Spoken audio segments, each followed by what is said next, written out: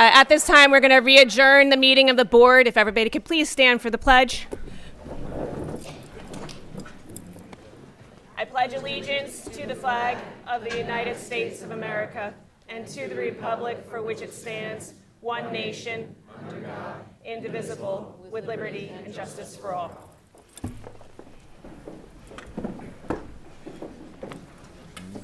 Roll call, Mr. Smythe. Take a roll call, Mr. Addonizio. Here. Mr. McGee. Here. Mr. MacArthur. Here. Ms. Malloy. Here.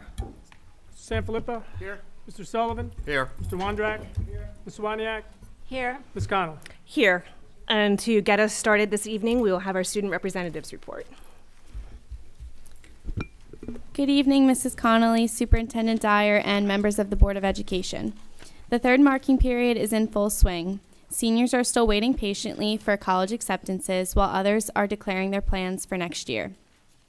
They have also been busy finishing their local scholarship applications, which were due mid-March.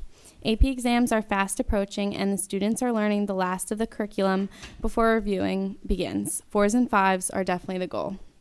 The seniors came back from the Disney trip this week, tan and very tired, but saying the trip was the best week of their lives. Junior prom bids are being sold in preparation for the upcoming prom in April at iPlay America. The Athletic Leadership Council went to the intermediate school gym classes, and the WBFA toured the Coca-Cola warehouse to learn about the aspects of a big corporation and the business practices for success. Horticulture and marine biology classes toured the Philly Flower Show to learn more about plants and the environment. The crew and actors in the play have been working hard this month and are performing West Side Story from the 28th to the 30th. The Teen Arts Field Trip is this upcoming Thursday, and this year we have a fine selection of pieces made by student artists and wish them the best of luck. Winter sports comes to an official conclusion with the Winter Sports Awards tonight. Spring sports are officially underway, with teams starting to scrimmage other high schools. For example, the softball team played Homedale yesterday, and the track and field team will go up against Lakewood next week. The softball team also accepted the Sportsmanship Award for the Umpire Association for exemplifying the meaning of kindness and fairness in sports. Thank you again, Mrs. Connolly, Superintendent Dyer, and members of the Board of Education. We hope you enjoyed this month's presentation. And thank you guys very much, too. Do any members of the board have any questions for our student representatives? Okay. I'd just like to mention that we have two groups of athletes that we will recognize at the next board meeting. Because of the conflict, we're not able to have the boys basketball team here this evening in order to congratulate them on their section win, and also Rob Kennard for his win in the wrestling state championship. But we will be inviting them to the April meeting. So thank you. If you guys would like to be excused at this time, I more than understand. Thank you very much for being with us this evening. Before I start, you can take a bow. Before I start the President's report, I asked Mr. Addonizio to share some sad news with us that he received before the meeting tonight. Thank you, Madam President. For those of you who know, longtime Superintendent Dr. Mark Francisini, his wife passed away this morning, and unfortunately she was 85 years old. Very sweet lady. I've met her quite a few times in the community, along with Dr. Mark, who, as a superintendent here, an administrator, you know, he always loved teaching, and even when he was superintendent, he taught a class, which is one of my memories from high school. So anybody that's interested, this Friday from 4 to 7 at O'Brien's, there'll be a viewing, and then Saturday at 9:30 a.m. at St. Mark's in Seagirt, there will be a mass. So just keep him in your thoughts and prayers. Thank you, Mr. Addonizio. On to our February Students of the Month. For 9th grade, we have Sierra Hayes. In 10th grade, Renee Grunwald. In 11th, Michelle Fox. And in 12th, Samantha Shumway. And for the Knights of the Week, in 9th grade, we had Edgar Garcia Asaguera. In 10th grade, we had Lauren Quinn, and that was for the week of February 11th. The week of February 18th in 10th grade, we had Brendan Newberry. And the week of February 22nd in the 10th grade, we had Thomas Paluzzi.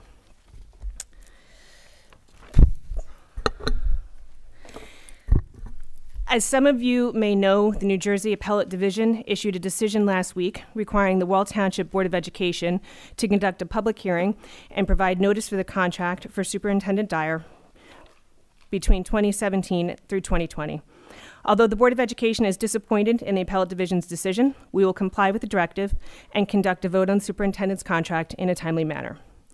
Given the justified community interest in this issue, the outcome, and the significant decisions that must be made going forward, I think it's imperative to provide a little history regarding this matter, to freshen memories and to offer some much-needed context to the board's actions.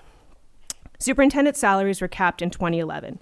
In May 2017, the salary cap was raised by state authorities, and in response, many districts around the state renegotiated with their superintendents. Often this was spurred by contractual language, as it was here in Wall Township. At the time, Superintendent Dyer's contract stated, in the event the salary cap regulations expire or are amended, the parties agree to negotiate a salary increase. This was a standard clause present in most superintendent contracts, and when the salary cap regulations were amended, Mrs. Dyer justifiably requested that her contract be redressed, and the board entered into negotiations in August of 2017. The new contract was not negotiated to the maximum possible salary. In fact, nowhere near it. In the first year of her new contract, Mrs. Dyer would have made around $173,000, while superintendents in districts similar to ours would make more than $196,000. Additionally, even with the salary increase, Mrs. Dyer is not the highest salaried employee in our district. Other changes to the contract, particularly in relation to vacation time, were motivated by a desire to bring the superintendent's contract more in line with those of other administrators in our district. Ultimately, the board voted 5-1 to approve the contract, a contract that provided good value for the district and ensured strong, steady leadership for years to come. At the time this contract was approved, the board was criticized for its failure to discuss Mrs. Dyer's job performance or to justify what she had done to earn a new contract. As with other district employees, Mrs. Dyer's performance evaluations are confidential. The superintendent, a non-represented employee, has the same rights as employees protected by a union or a bargaining unit. As such, the board did not and will not address her performance in public. The Board of Education's actions in initially approving the superintendent contract were in compliance with the explicit written directives of the Executive County Superintendent, Dr. Lester Richens. The county superintendent's guidance, with that no public hearing or notice requirements were necessary under these circumstances, was subsequently affirmed twice, both by the Office of the Administrative Law and the Commissioner of Education. Although the Appellate Division has disagreed with the Administrative Law Judge, the Commissioner of Education, and the County and Superintendent on the district's requirement to conduct a public hearing, the Board of Education will not seek any appeal to this determination, but rather will follow determination to vote on a new employment contract covering Superintendent Dyer's employment from 2017 to 2020, subject to satisfying the public notice and public hearing requirements. In closing, I would like to apologize for any misperceptions regarding the motivations of this board in the handling of Superintendent Dyer's contract. As board president, I willingly acknowledged in October of 2017 that there seemed to be much confusion about the contract and took affirmative steps to correct the record with my extended statement at that month's meeting. For a variety of reasons, the information provided then did not stick, and consequently there has been a lot of misinformation circulating, a problem that continues to persist. The board concedes that it could have done a better job initially explaining the background to Superintendent Dyer's contract, but we would also implore the public to listen when we do speak and to seek out accurate, reliable sources of information when confusion persists. I would also remind you that we are volunteers dedicated to providing the best possible education experience to our students, and that that objective is at the forefront of every decision we make. It's unfortunate that we were given and followed guidance that has led to believe that our intentions were and are less than sincere, and we will continue to work hard to combat those misconceptions. This board will hold a special meeting on Tuesday, May the 7th, for the purpose of the public hearing and to vote on Superintendent Dyer's contract. Superintendent Dyer, is there anything you'd like to add to that?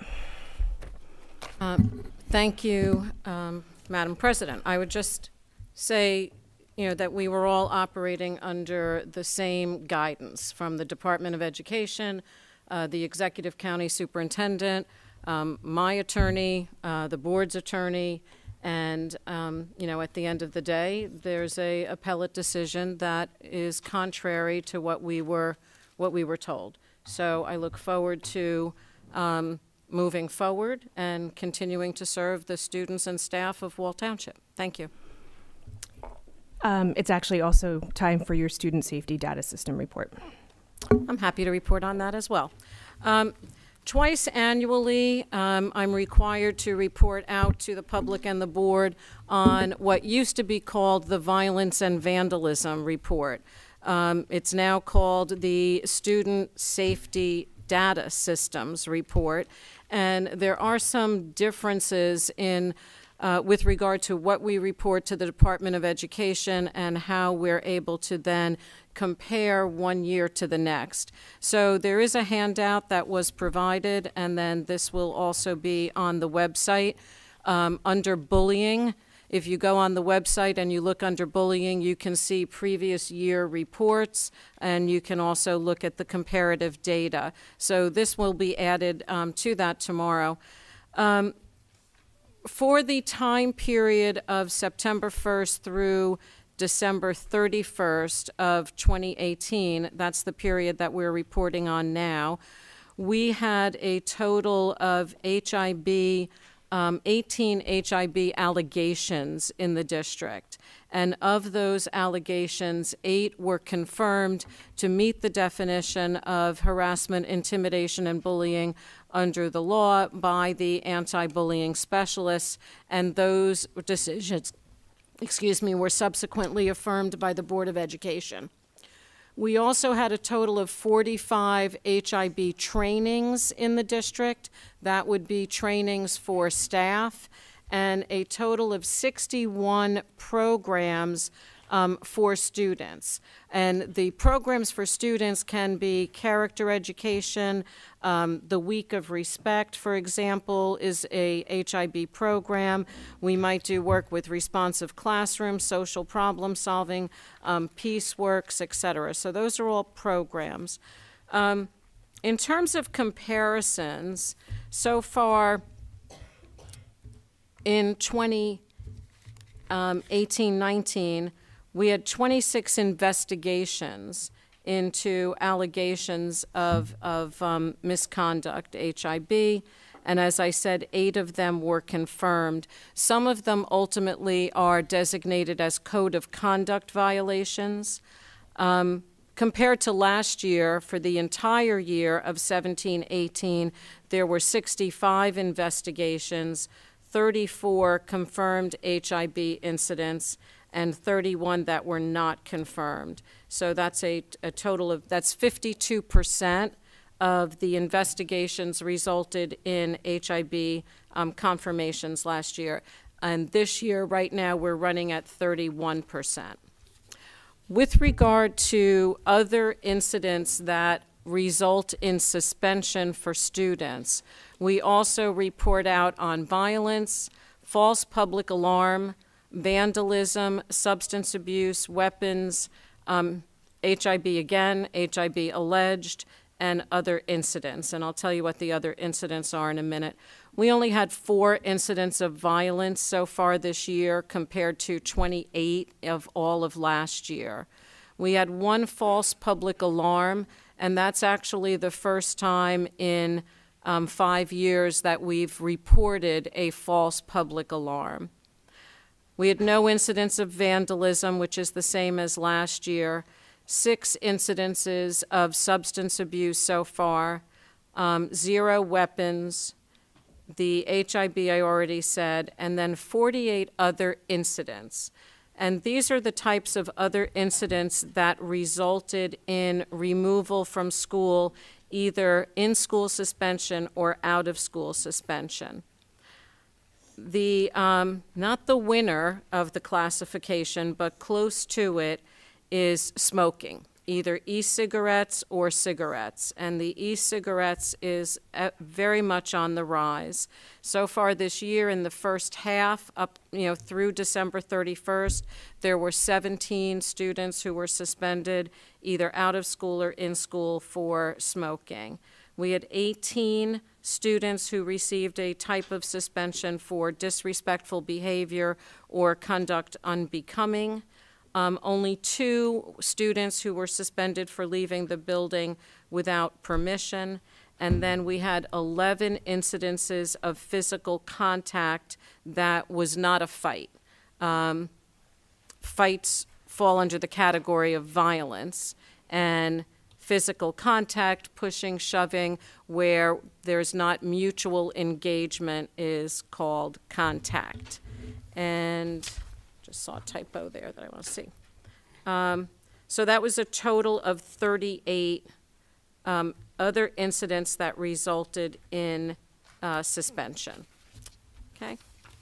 Thank you. Does the board have any questions about that? Mrs. Malloy? Thank you. So for the disrespectful behavior, conduct unbecoming, what are some examples of that, and why do there seem to be a lot of those? Well, that would be a teenager perhaps cursing at a teacher, or perhaps cursing at a classmate, being vulgar, being, somehow profane. It can also be defiance, refusing to follow the direction of an administrator or a teacher. So there are many different, sort of variations of a theme that you might see under that classification. One other question. For the violence for 2017-18, why were there so many? Is there something that was changed for this year that the number has dropped? I don't know that I can answer that question. We were really surprised by that number last year. It seemed quite high. When you look at violence last year, there were a total of 28 incidents, where the year before there were 7 for the entire year. In 15-16, there were 11. So the anomaly seems to be the 28 of last year, where we tried to do a little bit of a deeper dive to find out why so many were identified as violence. Was it a misidentification, or did we really have a bad year? This year seems to be more on track with our previous history. Okay. Any other questions from the board?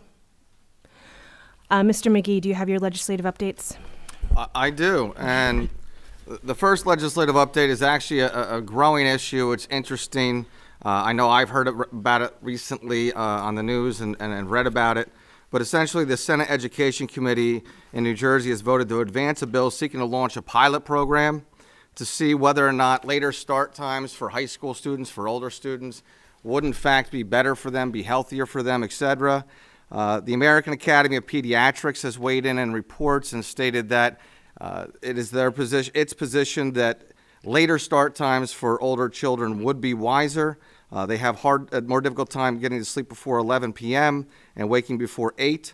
Also, in addition to the American Academy of Pediatrics, the Centers for Disease Control in Atlanta, the CDC, the Federal Disease Organization, both of them have been on board that later start times could help students not only in their grades but health issues, make them less likely to drink alcohol, be overweight, smoke tobacco, and so this pilot program, if it does in fact pass, 5 school districts would be selected, and they would study the results to see if it's something going forward that could be beneficial.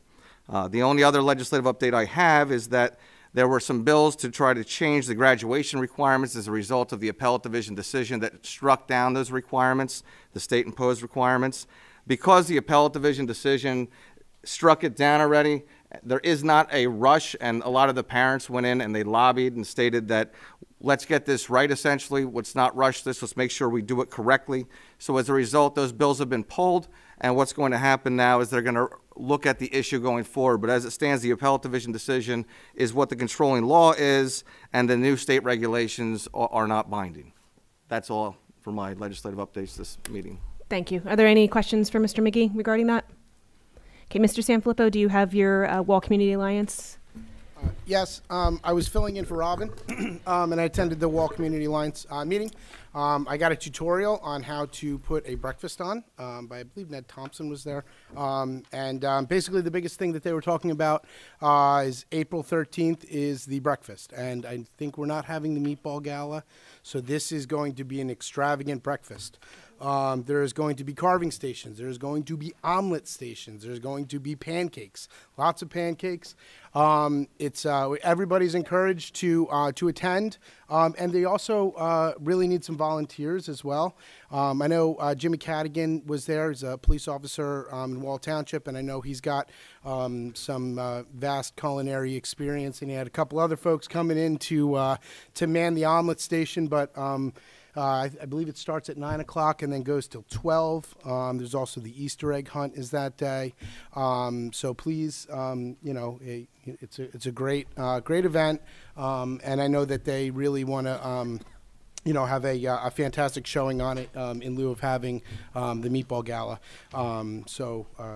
Please come out, and I know I'm excited to have some breakfast that day, and we're going to rock and roll. Easter Bunny too? Easter Bunny too. I have been the Easter Bunny, but I haven't been the I was Easter going to Bunny. say, I heard a rumor that you offered to be the Easter Bunny to dress up. I can wiggle my tail like none other. Okay. Any questions for Mr. Sanfilippo?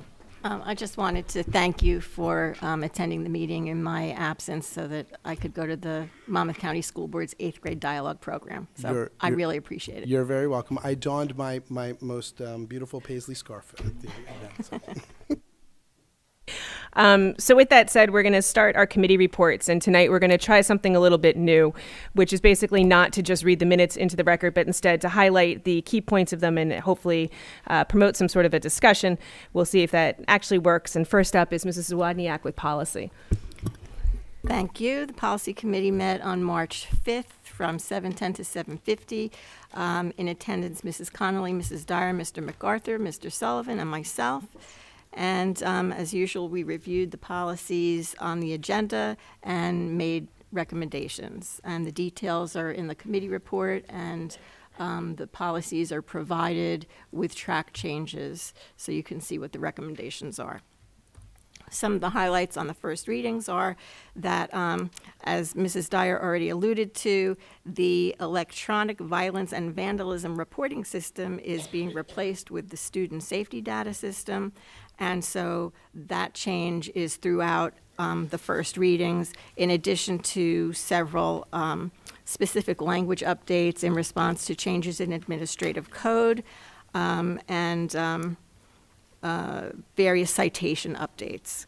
And some of the more important ones are the fact that in the Student Discipline and Code of Conduct, that there is a provision that says that the board can deny participation of students in extracurriculars, certain extracurriculars, in response to violations of the Student Code of Conduct. And that there can be revisions to that the superintendent can make modifications to removal of general education students in terms of on a case-by-case basis. The let's see. I think that's it on the first readings. They're essentially those minor things. In terms of the second readings, there was only one minor change to recommend on policy 2610, and that is to replace the phrase "with more than two" with "at least three," which means the same thing, but it's a little clearer. And the committee recommends approval of the first readings and adoption of the second readings. Are there any questions for Mrs. Zawodniak? Sorry about that. With regards to the policy minutes. And that fulfilled for us a relatively large chunk of policy that was covered by a stress SMA alert, correct? It was huge. Okay. It was huge. So, they usually come out 4 times a year, approximately, and so we've tackled this one in 2 months. So, okay, we're in a good place. Thank you very much. If there's no questions, we'll move on to Mr. MacArthur for personnel. Thank you. The Personnel Committee met on the 6th of March. In attendance was myself, Mrs. Dyer, Mr. McGee, Mrs. Wodniak, and Mrs. Malloy. We met for about a half hour. We went over the Human Resources Report as it was earlier this month. We've seen the changes as we saw them tonight in exec. We also reviewed Mrs. Dyer's attendance. The committee had no questions with that. We had a very interesting conversation about employee requests to change days that they've already taken off. It was, I see, Ralph, I see your eyes. So we'll say if you put in for a sick day and you really didn't want to use a sick day, but you want to do a personal day, and then you go back and you ask to change it, and it was quite an interesting conversation. And then the other thing we started talking about non-representeds. We decided to table to next month till we have more time and we have more information to gather so we can put their contracts together. And that was it. Are there any questions for Mr. MacArthur? Okay, next up is the curriculum committee report, and because Mrs. Molloy was not with us that week, I had the pleasure of taking the minutes for the committee, and in attendance at that meeting were myself, Superintendent Dyer, Mr. Sanfilippo, Mr. Sullivan as alternate, and then we were also joined by Dr. Lella. And I think that would actually be the part of the minutes that I would highlight for everybody who did not have the pleasure of seeing her presentation. It's in your packets with the minutes, and I would review it. But what Dr. Lella talked to us about was the ELL program, the English Language Learner program that we have here in Wall, and how it has grown exponentially over the past few years. I think the statistic that she gave us that shocked us the most was that the population has grown by 2,000% since the 2012-2013 school year. At that time, we had 3 students who qualified as ELL, and now we have 68, I believe, and they represent 17 different languages. So she was speaking to us because since the growth in the ELL population is so much, they're actually a part of the budget proper and no longer able to be covered by Title III funds. So she had a great conversation with us about what they're doing with that program, all of the different supports that are in place for our English language learners, and also invited the board to an upcoming EPAC, which is the ESL Parent Advisory Committee events. And those dates are in the minutes, and I would absolutely encourage you guys to participate in that as well. Dr. Gleason was also with us and told us that the Summer Night Academy information is coming soon with lots of classes that have things to do with cooking and other such things, and so we should be looking for that as well. Dr. Gleason also told us that there's going to be a response to intervention program coming up. I believe that the board received their invitation to that in our email this week. That's April 10th, and anybody who's interested in the audience as well and participating in that, it's a district-wide presentation that starts with dinner from Carrabba's. So that information is also available on the website. Does anybody have any questions when they reviewed the curriculum minutes? Okay, Mr. Sanfilippo. Just one thing I would point out, was it 17 or 18 languages that we 17. have? 17 Yep. different languages in the district right now. Yeah. That was eye-opening to me, so I just thought that I would say that. The 2,000% was what was interesting for me. You can put your mic back on. Oh, no, you can't. I'm sorry. I lied. It's Mr. McGee first for FNF. The FNF committee met on March 4th. The start time 5:06, end time 8:08. Present were Allison Connolly, Cheryl Dyer, Brian Smythe, Robert Romano, myself, Ralph Adenizio, and John Sullivan. John Sullivan left the meeting early at 6:47. Try to hit some of the highlights here as opposed to reading the entire minutes. First up, in terms of enterprise accounts, very good news to report in terms of the food service.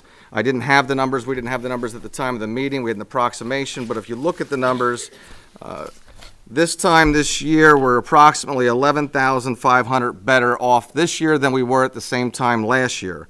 That works out to $9,229.42 in the black at this point, whereas last year we were $2,306.74 in the negative. Certainly I commend the food service department, Brian Smythe, and everybody else for accomplishing that. That's fantastic news. We had a discussion regarding the facility use application. Evidently, despite the condition of our track at the high school that needs to be replaced, St. Catherine's has some interest in terms of essentially leasing it, but it's not leased, it's a facility use application. We had a discussion regarding that. Primary school transportation, there have been many requests, according to the administration over the years, to have the school district transport some of the private tuition children that are in-district children to the primary school. We had a robust conversation about that. What would that look like? If it does not take additional resources and, in fact, could be a minimum revenue neutral, but preferably revenue positive, would be something that the FNF committee would be interested in pursuing further and recommending to the full board. Great news in terms of the HVAC improvements on district schools Phase 1 summer. I know that on the agenda tonight is a recommendation to award a bid to do the construction.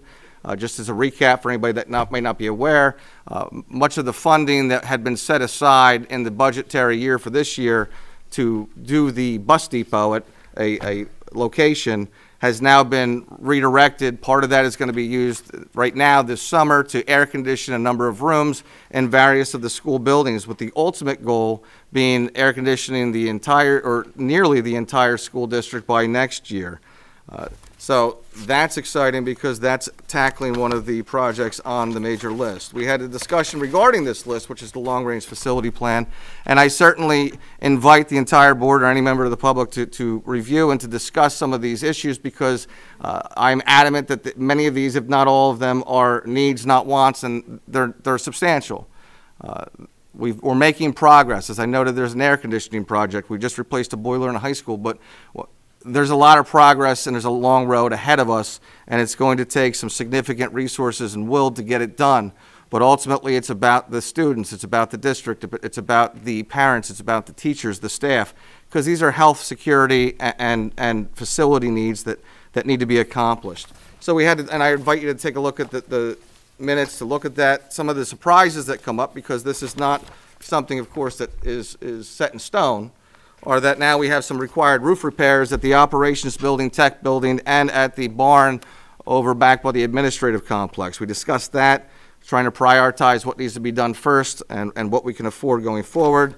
We talked about the needs over at the Howell Bus compound going forward. We had a very good discussion regarding athletic facility needs, because we received a report from the athletic director. Just like anything else, many needs there as well, as I'm sure all of you or most of you know. We're trying to prioritize and tackle them. There were some great comments from a number of the board members in terms of prioritizing certain items over others. We did discuss the possibility, again, given the significant, large needs, that some of which have been not addressed for years. And I don't have a time machine. I wish I did. I'm sure most of us wish we had a time machine. I don't have Marty McFly or Doc Brown to give a call to. But they're sitting right in front of us right now. And as a result, we had a discussion, yes, about a potential for a referendum going forward. Wouldn't be something happening tomorrow, wouldn't be something happening next week. But if I stare at these, and I know that our duty as board members is to address them for the safe, security, and education excellence that we should provide to our students, it's something that we discussed. So I welcome the board to ask any questions, discuss anything regarding the long-range facility plan. Oh, and there's one more thing. Mr. Smythe, and this, we didn't have this information then, the high school lighting that was going to be installed, the vendor was on call to have it done and waiting for the materials, the equipment. Is that going to be done before the school play? Do we know? Did the equipment come in? I believe the plan is still to complete it by the school play, but I can't guarantee it at this point. But the vendor's still on call, so the moment that we get what Yes. we need, it will be installed. That's it, respectfully submitted by myself. If anybody has any questions, please ask. Are there any questions for Mr. McGee regarding the F&F minutes or the contents therein? Okay. Public Relations, Mr. Sanfilippo? Good evening. Okay, so Public Relations met on March 6th, 35 minutes from 5 o'clock to 5:35. Myself, Ralph Adenizio, Ken Wondrak, and Superintendent Cheryl Dyer, and also Robin Zwadniak. So she didn't have a little checkbox, so I gave her a little thing in the introductory comments there, if you're looking around. First thing we talked about was the mailer. So we talked about the mailer. The first mailer went out a few weeks back, so like anything that's new, we want to, sort of take guidance and look at things that we thought we did well and things that we could improve upon, right? So just like anything, the first draft is never going to be perfect. We did talk about the number of drafts that we wanted to have throughout the school year, and so what we're going to try to earmark it is something in January to coincide with the calendar year, and then also something towards the tail end of May-ish and late April, something like that, to coincide with the conclusion of the school year, and then something in September to coincide with the beginning of the school year. So we also talked about the possibilities of sponsorship in order to defray costs. One of the things that I wanted to point out is that there was no additional charge for color or anything like that. So if somebody was thinking that it might be cheaper to put something in black and white, there is literally no cost at all. For color, and it looks nice. I'm sorry. Yeah. There was an additional charge. It was $120. It was $120 for roughly 13,000. 13,000. So yeah, so that was that. I don't know how many percentage points that puts back in cents, but the color looked nice. So we talked about speakers and meetings for technology usage, screen times and different things like that. We've had speakers in the past, so we tabled that and we thought that we would look at something possibly in the future. We also talked about the survey responses. One of the things that I'd like to sort of portray out there to parents and students and staff members is to please complete those surveys. It really helps us to get a gauge of climate and different things like that. Certainly, we urge that. I think the parents sort of had the smallest percentage of responding to the surveys. So, so again, parents out there, please fill out those surveys as early and often as you possibly can. We also talked about the information on the bus terminal and where it is on the website. So if you follow on there, and I believe that we are working on getting it updated to a more, I guess, pronounced location on the website. But if you go to our homepage and then you click districts, departments, business office, and then scoot down to the bottom, there is all of the information that you could want on the proposed bus compounds and transportation facility. There's a litany of different proposals that were put through and mapping and different things like that that were worked on for multiple years. And the last thing we talked about was an open meeting similar to what we had last year. And I would say this out to everybody. We're looking at scheduling something maybe towards the tail end of the year. Last year we had something sort of divvied up by boards, right? So we had like a finance facility. There was a lot of talk about the bus compound. So there was Robin and Ken sat there and fielded questions on the bus compound. But it's one of those things, in terms of public relations, we really want to sort of have an open dialogue, and we invite everybody to come out.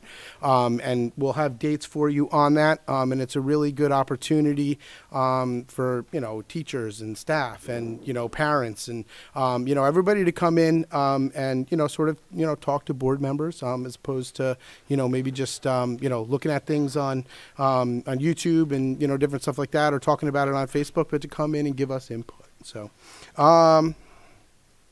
that's all. Thank you. I have a question, Chris.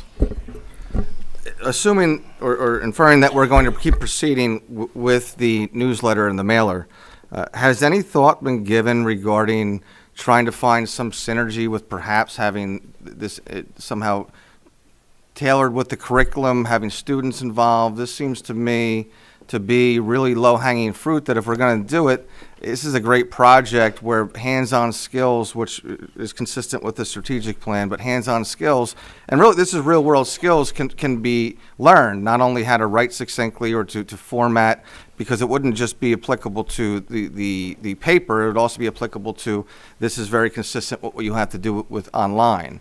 Has that ever been discussed or brought up? No, but I like it, and it will be on next month's agenda. Excellent. With regards to the public meeting, are we going to discuss that in greater detail at the upcoming meeting, or like format and stuff like that? I just mentioned it because it's in the notes, and I'm giving a synopsis of everything. Cool. We didn't put any dates down or anything like that. We sort of just said towards next school year, so after September sometime. Okay. And after sort of all the newness of September. Okay. I'll phrase it that way. And I just want to thank you, Mrs. Wodniak, for taking my place at that meeting so I could celebrate my son's birthday. Okay. Any other questions for Mr. Sanfilippo? I have an update on the speaker meeting / meeting for parents on technology usage. Since the Public Relations Committee meeting, I have had some conversation with Wall Police, and we're putting together a presentation on cyberbullying, as well as, some of the social media that students are using. And Dr. Gleason is working on another, sort of piece of that puzzle that we might align with regard to a film that we might be showing. So that we're looking at something, a date in May for that. So there'll be more information forthcoming, okay? Thank you. Anything else for public relations? Okay, so at this time, we will open the floor for the first round of public comment, which is on agenda items only, agenda action items only, and we will be obviously in accordance with policy 0167.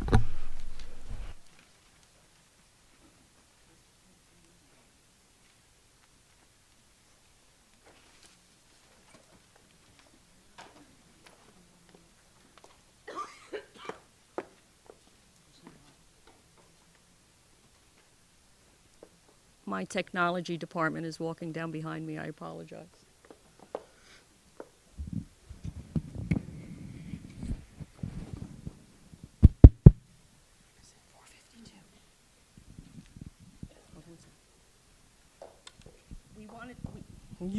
We wanted to make sure that we stayed within the 5 minutes, so I taped myself to make sure I stayed within the 5 minutes, so if you don't mind. 1440 Marconi Road, and the proud president of the Wall Township Education Association. Circle back to March 2017. The WTEA had been negotiating with the board for 18 months and out of contract for 9, with no one from the board rushing to give what was truly deserved. What agenda item is this related to? Action item. Which action item on the agenda is this related to? That's not an action item for tonight. No, we're not. It's not an action item. It can come back around in the second public comment section. Thank you. If Ms. Cross, please wait your turn. If you have something for, I don't mind coming back. That's fine. Thank you. I'll write my name later. Madam President, it strikes me as interesting that certain individuals who are in favor strongly, and as is a good principle, of procedure, that procedures be followed regarding public comments, the public input, constantly will be badgering and speaking out of turn at meetings. I don't think that going forward the Board of Education should tolerate that. We wouldn't tolerate it in our classrooms. We shouldn't tolerate it here. The case law is very clear on this. You know, why don't we continue with public comment? Again, I would like to reiterate that the first round of public comment is for agenda action items only. So anything that the board is going to vote on this evening is what the first round of public comment is for. So thank you. Kathleen Duran, Duback Road, Wall, New Jersey. Is the harassment and intimidation bullying report an action item this evening? Okay. And I just want to make the comment that I don't think anyone came up under any desire to come up at the wrong time. I think it was very misleading because Ms. Connolly addressed the decision that had come down from the appellate division at the beginning, which would lead a normal person to think that the comment about it would be welcome at the first comment period. Okay. Well, so we've clarified that. Thank you.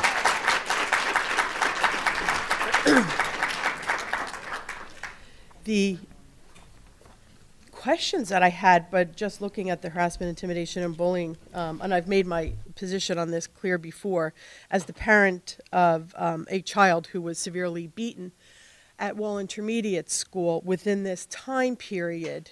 He was beaten during a game of flinch where the students would hit one student at a time, punched in the arm or leg or torso, one at a time to get the student to flinch. And it was determined with Ms. Dyer and the, 12 other people she brought to the meeting with me, along with the police and DIFUS who were all involved, because my son was beaten badly, that it was not an incident of harassment, intimidation, and bullying, and that the 27 students who punched my son, one student at a time, were not acting in concert, so it didn't fit the definition of HIB.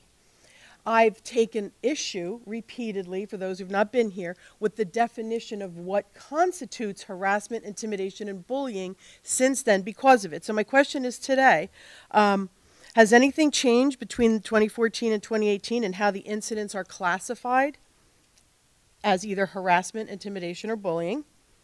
And what standard is currently needed to confirm that an incident constitutes harassment, intimidation, and bullying?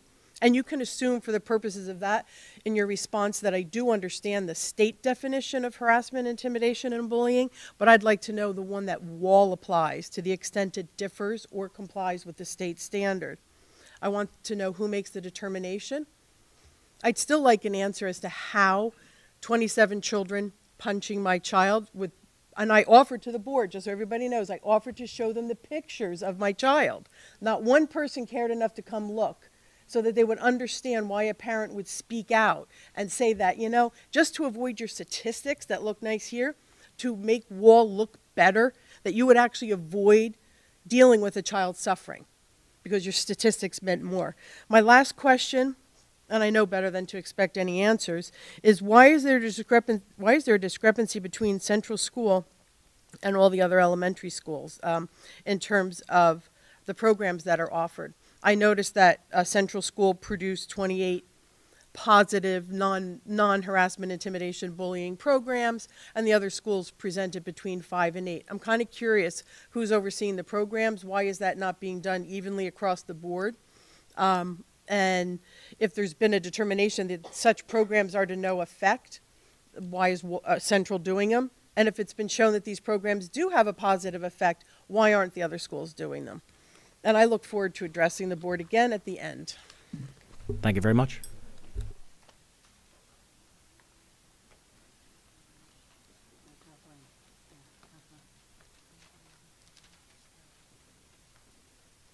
I'm coming up. Go ahead.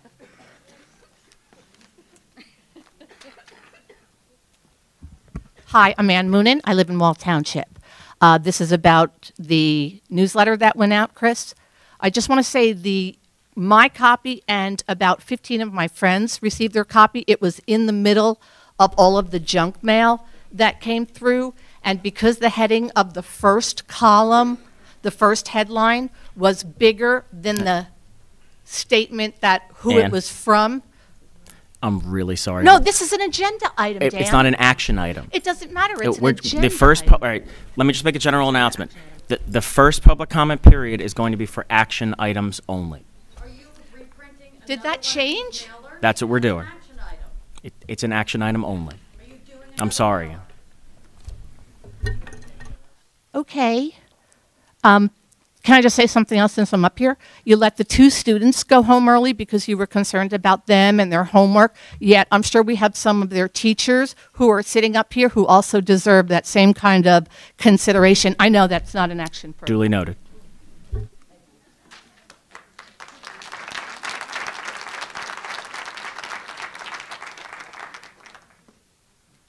Hi, Betsy Cross. I live in Wall Township. I don't think it could be any more embarrassing tonight.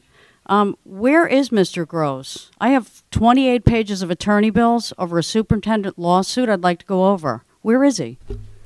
We can talk about that at the second public comment Well, portion. aren't you approving his attorney bills tonight? Second public comment portion. Yes. If you're Okay. if you're approving Ask his away. attorney bills, I'd like to go over the superintendent's contract. Thank you very much. And let's go over that mailer. If you're going to spend money on that mailer, it's an agenda item. The first thought should have been, do it online.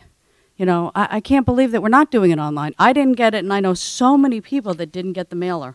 So how about this? Just do it online. If people want it, they can sign up for it, and you can mail it to them. Doesn't make any sense to do it the way you're doing it.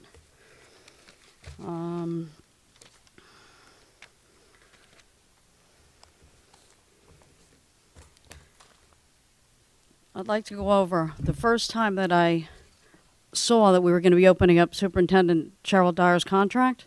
I see it in an attorney bill. It's on August 30th, and it says confer with client on results of meeting with superintendent on contract discussions. It's the first time I see it, okay? I see 28 pages of legal attorney bills. I see $1,400 in bills before the contract is approved, Are all those on for action tonight? and I see over $20,000 after the contract was to be approved. There's a big problem with Mr. Gross's attorney bills right now. He's supposed to have them into us 40 days within the end of the month. And Every month that I've gone back on, except this last month when I pointed it out to you, they've been late. So I don't know if you doctored your bills this week, but I asked Mr. Gross to tell, I asked Mr. Gross and Mr. Smythe to tell me when those attorney bills came in, and they have not. So I'd like a response on that. No, we did not doctor our bills. Can you put that in writing? Put it in writing. Okay. Then I Oprah the documents from Mr. Smythe on anything to do with Cheryl's contract. What I get is something that doesn't have a date on it. Not an action item for tonight. Everything blacked out Ms. Cross, about not Cheryl wants an in her action contract. item. Please move on to an action item. Remember the We're Trump trying to keep this fiasco? consistent. We were allowed to talk about it because the and board at the president end of the meeting, at the time. you will have 5 you minutes to weren't talk here about then. whatever you no, would like to talk I about. am going through it right now. No, you're not, ma'am. Yes, I am. This document here came from Brian Smythe. It is completely undated with everything Mrs. that Cheryl Cross, wanted. I know I you're want an everybody exceptionally to see it. intelligent woman. The first round of public comment is for action Then items you only. should have not given your comment regarding it until after the first Mrs. public Cross, comment. my comment wasn't for action. It was a comment.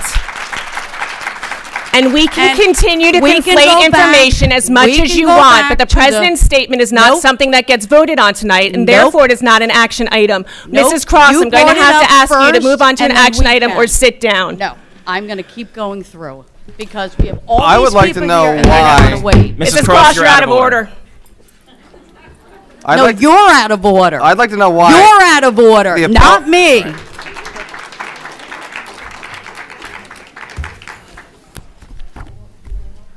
You can open it up to talk about it now. These No. people want to go home just like I do. And It's I'm sure that ridiculous. everybody here and does I too, want Mrs. 10 Cross. minutes to go Mrs. over it, Cross, not 5. do you have any action items to discuss with us this 10 evening? minutes to go over this Mrs. contract Cross, that you do you have any action wasted items? my time. Yes, we are wasting lots of time. $35,000 worth on for legal bills. I want 10 minutes tonight to go over it. Mrs. Cross, we all want lots of things. Do you have any action items this evening?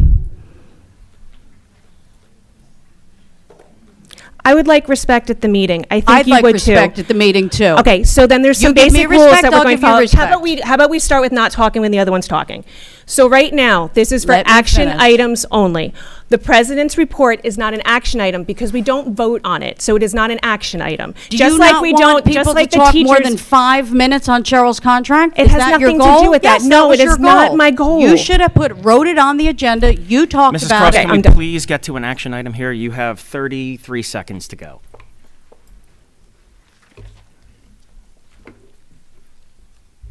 Okay. On Friday, Brian Smythe is to appear in court. I see it on here under, you were talking about litigation items. 9 a.m., everyone, if you'd like to go. Mr. Smythe has made more in his W-2s in 2004, 5, 6, 7, and 8 versus his contracts. I've asked him why. I've asked the board why. I've asked Mr. McGee why, and nobody has gotten back to me. All right, Mrs. Cross, your time is up. Okay? That's an action item. Thank you. It's on here, okay? Your time is up, Mrs. Friday, Cross. you're going to court, Mr. And Smythe, and I hope you're we showing know up. that. Allison? Please yield. Allison, I I will hope not you're be going there. too? Nope. Oh, you only went for Cheryl's contract? That's a conflict of interest. Mrs. Cross, Don't your vote on her time new is up. contract. Thank you very much. Allison, do not vote on Cheryl's new contract because you went to court. Please have a seat. Don't vote on her new contract. It's a complete conflict of interest since you went to court with her.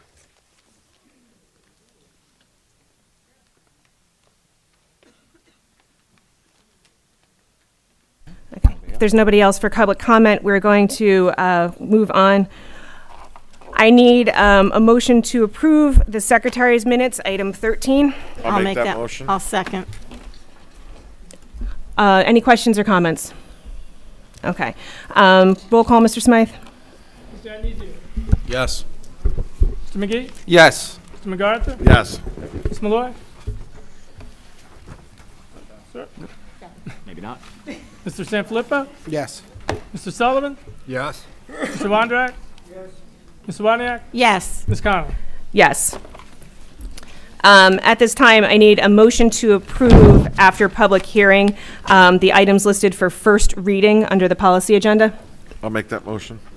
I'll second. Okay. At this time, we'll open, I'm sorry, any questions or comments? Okay. Do you want to do roll call or do I do the? public hearing? Yes, for public comment. Does anybody have any public comment on the items listed for first reading under the policy agenda? Okay, seeing none, roll call. Mr. McGee? Yes. Mr. MacArthur? Yes. Ms. Malloy? Mr. Sanfilippo? Yes. Mr. Sullivan? Yes. Mr. Wondrak? Ms. Wandiak? Yes. Mr. Adenizio? Yes. Ms. Connolly? Yes. At this time, I need a motion to approve, after a public hearing on second reading, the items listed in the agenda for second reading under the policy minutes. I'll make that motion. I'll second. Okay. Any questions or comments from the board? The floor is open for public hearing on the items listed for approval for second reading. Seeing none, roll call. Mr. MacArthur? Yes. Ms. Malloy? Mr. Sanfilippo? Abstain. Mr. Sullivan? Yes. Mr. Wondrak? Yes. Ms. Wandiak? Yes. Mr. Adenizio? Yes. Mr. McGee? Yes. Ms. Connolly? Yes. At this time, I need a motion to approve number 15 on the agenda, which is the Board of Education report, which is the approval of the adoption of the tentative budget for the 2019-2020 school year. I'll make that motion. I'll second. Any questions or comments from the board with regards to the tentative budget? Did you want to provide an overview? I'll just announce that as a follow-up to our workshop meeting last week, we incorporated all the changes, the application of the state aid, the additional state aid we received to go toward facility projects. That'll be identified through the F&F committee. We made the reduction in our course switch in our capital account so that we could reallocate funds. Again, $30,000 to go toward our required maintenance for facility projects, and $80,000 that was reallocated for the lease purchase of new school buses in response to obtaining an EPA grant to replace school buses, which I will announce that we received notice today that we were awarded the grant for up to 5 buses. So it's a $100,000 grant to replace 5 of our older school buses, which we will utilize the reallocation of the funds for.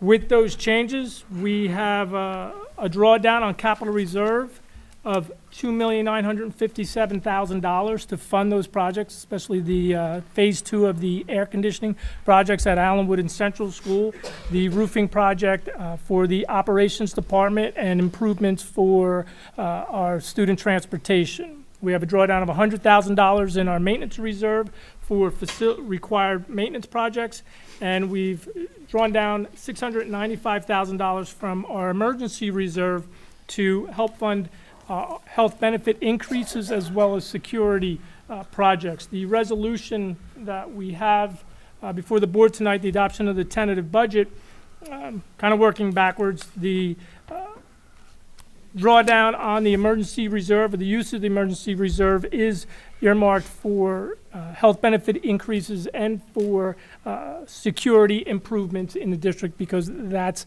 what the emergency reserve account is permitted to be used for. So both purposes were identified in the resolution. Going through it, we will not be using an adjustment for enrollment increase. We will not be using a tax levy adjustment for a deferral of a PERS pension cost from a prior year. We will be drawing having a capital reserve withdrawal of $3,457,000, which $2,957,000 is a drawdown on the capital reserve. Maintenance reserve will be a withdrawal of $500,000, with the $100,000 of it being the drawdown, and as I mentioned, the $695,000. We will not be using the available health benefit increase of $163,962. That is available based on the increase in the state health benefits plan increases above 2%. We're not using that, and we are also not using any available bank cap with this budget. The total operating budget is $76,958,800. Mr. Smythe, it was my understanding that you also had the answer to some of the questions that were posed by the public at the workshop meeting last week. Could you provide some of those answers quickly before we vote? Sure. Thank you. And the highlights of the budget that was discussed at two prior workshops are also included as one of the handouts. We reviewed some questions, how much was budgeted for superintendent and the business administrator's contract. The answer is between 2% and 2.5% increase have been budgeted for all non-represented employees, the same as for represented employees. Wire 2 secretaries paid to attend Board of Ed meetings. They attend as per their job description and contracts. The estimated cost for overtime for the 2019-20 budget is $7,200.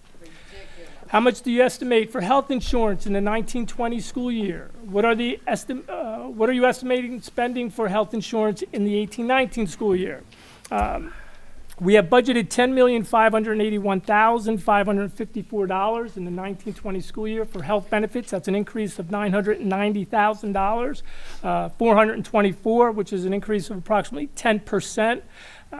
We are currently monitoring our health benefit line out of the current year. And we're hoping to come in flat. However, being self-insured, we don't have a fixed premium on a monthly basis. We pay actual claims, so there is some fluctuation. Premium payments on a monthly basis can vary from $700,000 to $1 million. So we reserve comment till we get closer to the year, until we determine where we anticipate finishing the year as compared to what we've budgeted for the current year. With regard to how much do you estimate for prescription coverage for the 1920 school year, and what are you estimating for the current school year? We're a self-insured plan with a third-party administration managed by Horizon Blue Cross Blue Shield. We budget and we pay our claims for both medical and prescription together, so we do not segregate out one or the other. How much do you estimate for dental coverage for 1920 school year? And same question with regard to how much are we spending for the 1819. For the current school year, we are projecting, because that is a fixed premium that we pay on a monthly basis. We're not self-insured for dental coverage. $504,000 is estimated to be spent in the current school year, and the projection for next year, 1920, is $505,900. So it's an increase of $1,900 for 1920 school year. What have you spent for date for judgments against the school district in 1819, and what are you projecting for 1920? We have not spent any funds from the account for judgments against the school district in the current year, and we have budgeted $50,000 for 1920, and that's the same amount that we've budgeted in the current year and prior years. What are you projecting for contributions from employees for health, RX, and dental for the 1819 school year, as opposed to what it's estimated? The current year budget, meaning the 1819 school year, we budgeted $1,750,000 for employee contributions.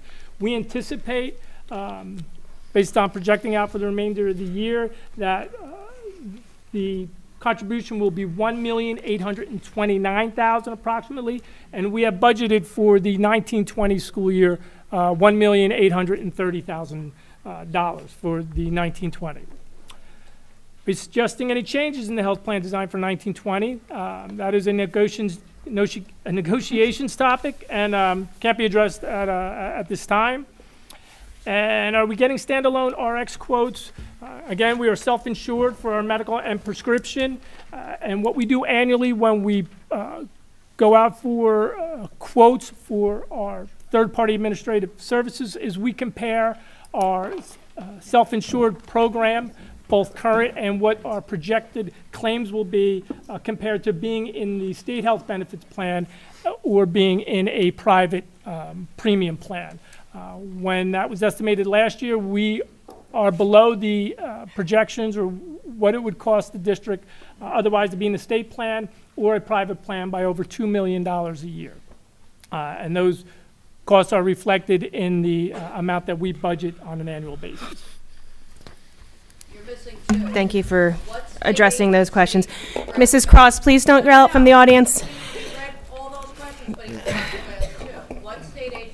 Okay. We have a motion and a second. Okay.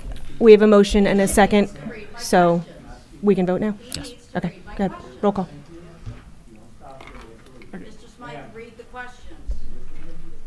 And for clarifications, the questions that were addressed were questions related to the motion that was on the table, which is the annual school budget or the tentative budget. I asked to see Mr. a copy of the Sanfilippo. budget binder. That's a question. You didn't read it. No. He needs to read the question about the budget binder. That's for No. the budget. Let's just let him read the question. Mr. Sullivan. No. Mr. Wondrak. No. Ms. Waniak. Yes. Mr. Adenizio. No. Mr. McGee. Yes. Mr. MacArthur. Yes. Ms. Malloy. Yes. Ms. Connolly. Yes. Motion carries. Mrs. Dyer, would you like to handle the superintendent's report?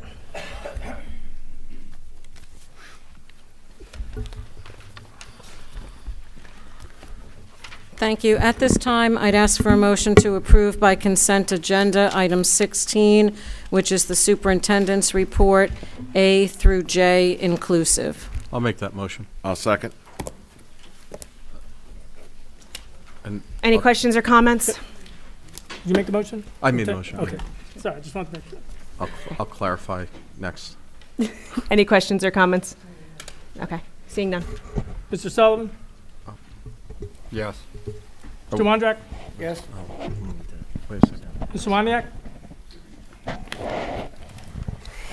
Yes, with the exception on letter A, I am voting no to items 1, 4, 7, and 8. Yes to all the rest.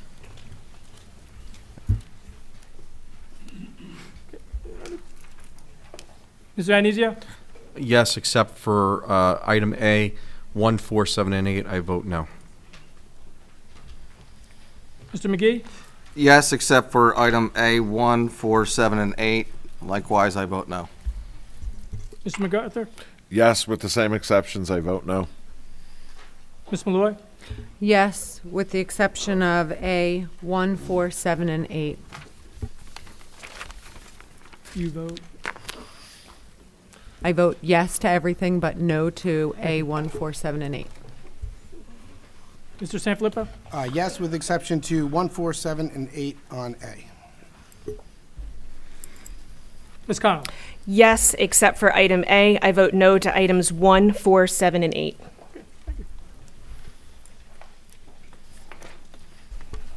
Mr. Smythe, it's the business office agenda item. Ask for a motion to approve items 17A through H by consent agenda. I'll make that motion. I'll second. Questions or comments? None. Mr. Wondrak. Yes. Ms. Waniak. Yes. Mr. Adenizio. Yes. Mr. McGee. Yes. Mr. MacArthur. Yes, except for the portion that pertains to my upcoming professional development. Ms. Malloy. Yes. Mr. Sanfilippo. Yes. Mr. Sullivan. Yes, except abstain on C. Ms. Connolly. Yes.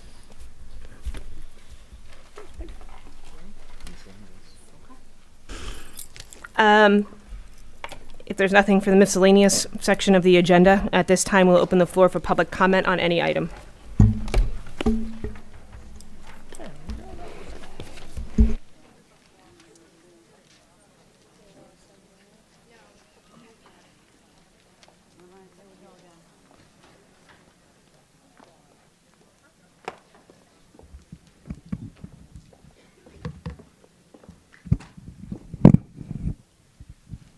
Thank you for your patience, Mrs. Moore. You're welcome. Okay. Wait, let me take this out.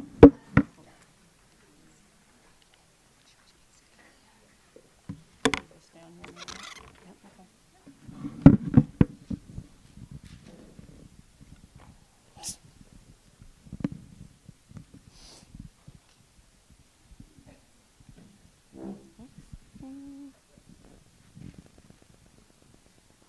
We start it. Here.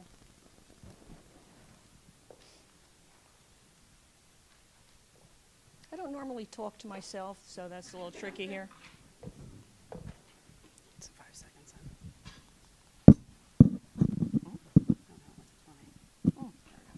Marconi Road, and the proud president of the Wall Township Education Association.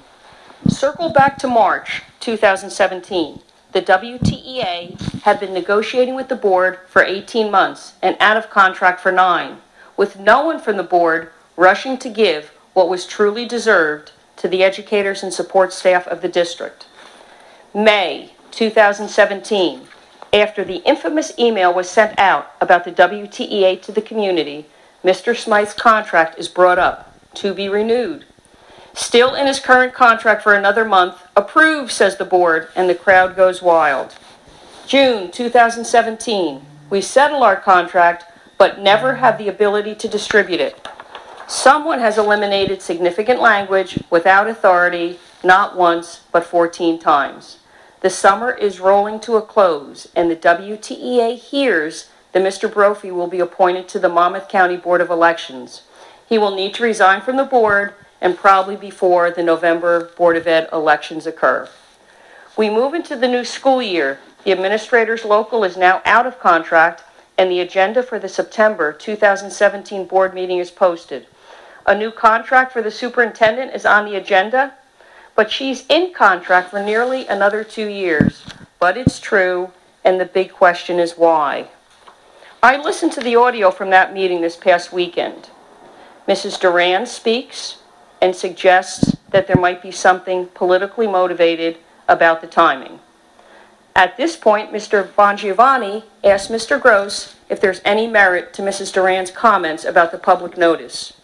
He states that it was properly advertised. He states that the only provision needed for a rescinded contract to be voted upon is that it must be approved by the county superintendent before there's a vote. As we all know, that's not the truth, the whole truth, and nothing but the truth. Mrs. Moonen speaks and echoes Mrs. Duran's feelings.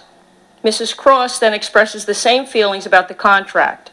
She refers to NJSA 18A 1111. That requires public notice and a public hearing.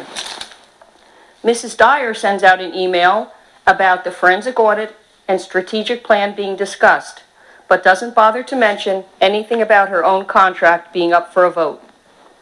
28 minutes of the community speaking out, and all asked for the contract to be tabled. All the knowledge in the world that evening resided with the board and not with the community.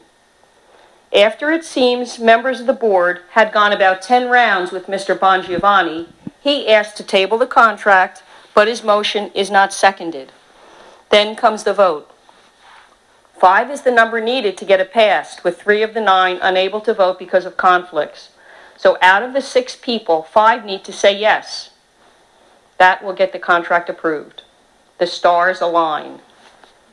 Bongiovanni, no. Connolly, yes. Zawodniak, yes. MacArthur, yes. Malloy, yes.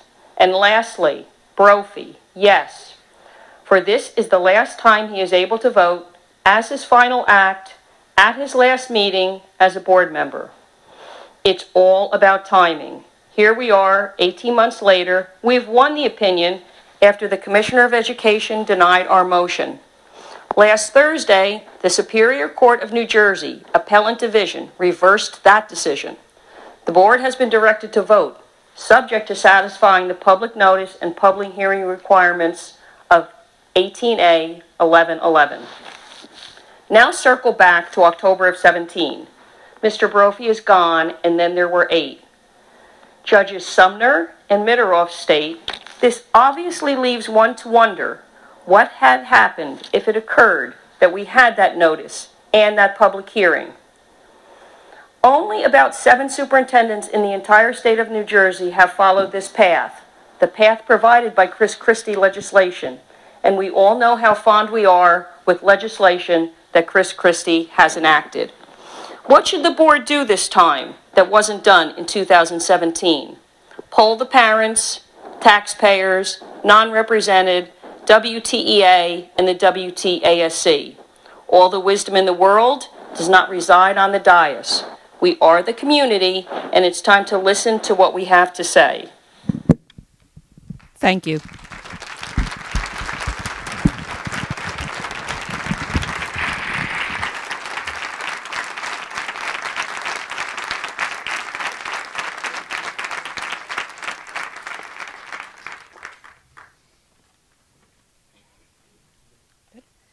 Hi, my name is Lauren Albrecht, and I live in Wall Township. I've lived here for over 12 years.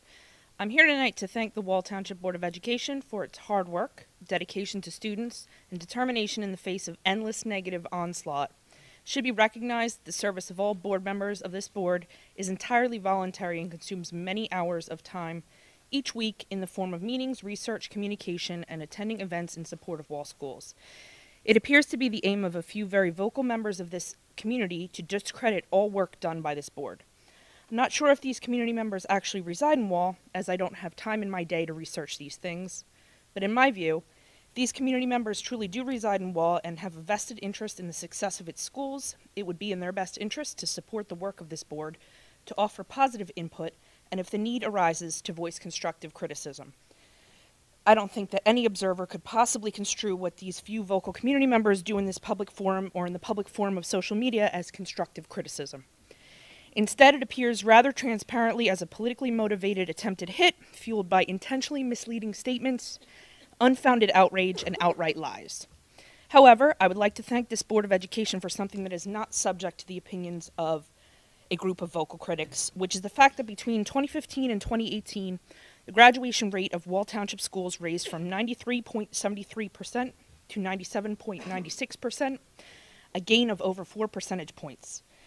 This is the second highest gain in Monmouth County, behind Asbury Park, and is the direct result of the hard work of this board.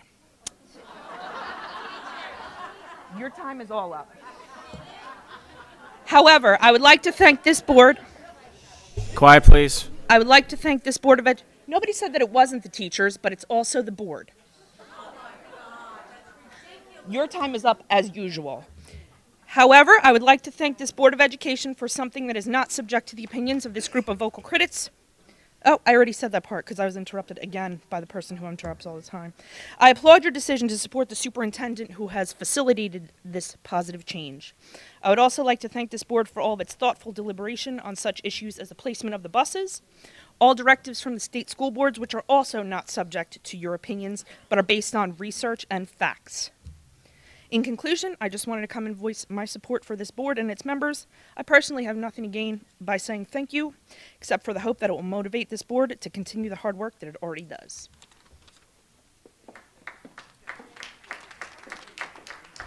Hi, Ann Moon, and I live in Wall. To continue my conversation of earlier, Chris, the heading that said Wall Township School District was smaller than the heading that said the Kristen Knight Foundation, and that was very, people didn't see it right away. So if you're going to do that, make the heading of the newsletter a little bit bigger. And a comment to you, Ms. Conley, and to the speaker that just spoke. Yes, you're volunteers, but you're also state elected officials. You are just unpaid.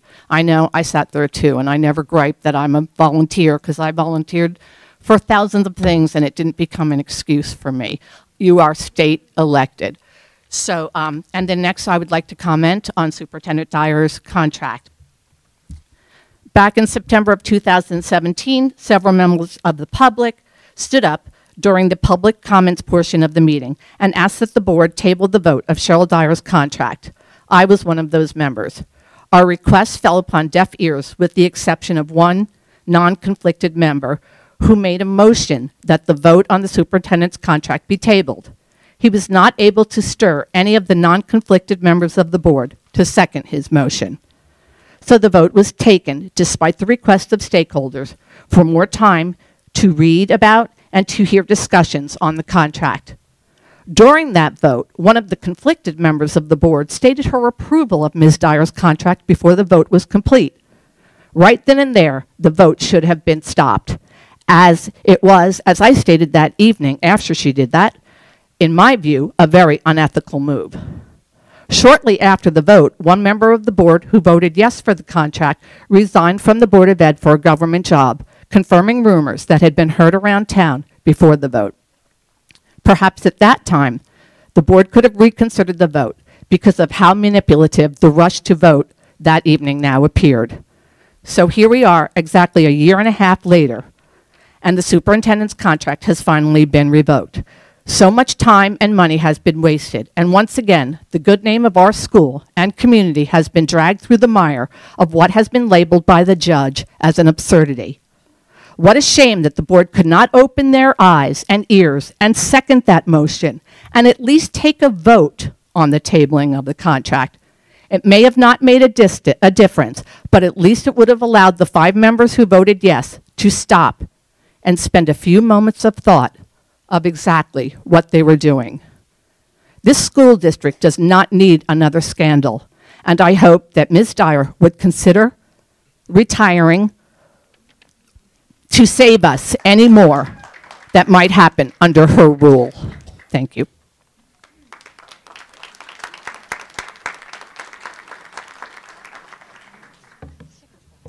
Good evening.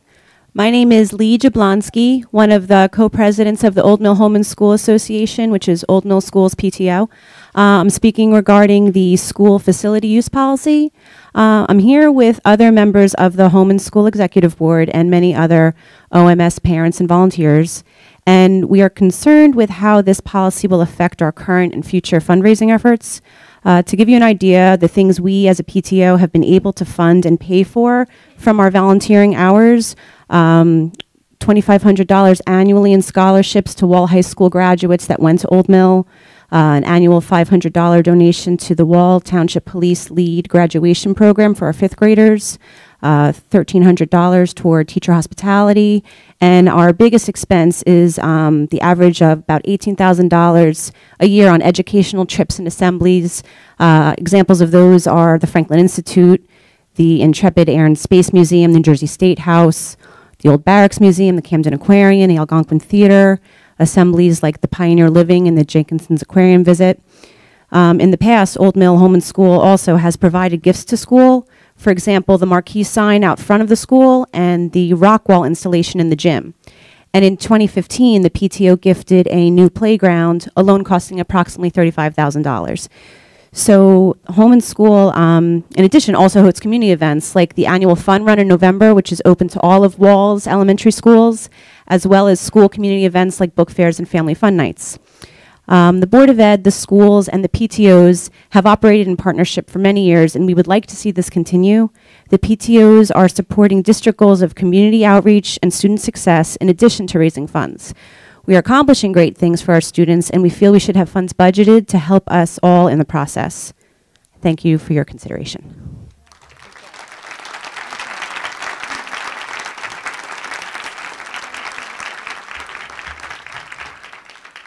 Hi, good evening. My name is Aparna Amos, and I've been a resident of Wall Township since 2007. I've got 3 children here at Central Elementary School, and I am an active member of CAPE, which is their parent and teacher association. Again, with my other PTO members, PTA members, I'm speaking on behalf of all of our PTOs in our district. I believe our PTOs play a vital role in our schools and our community.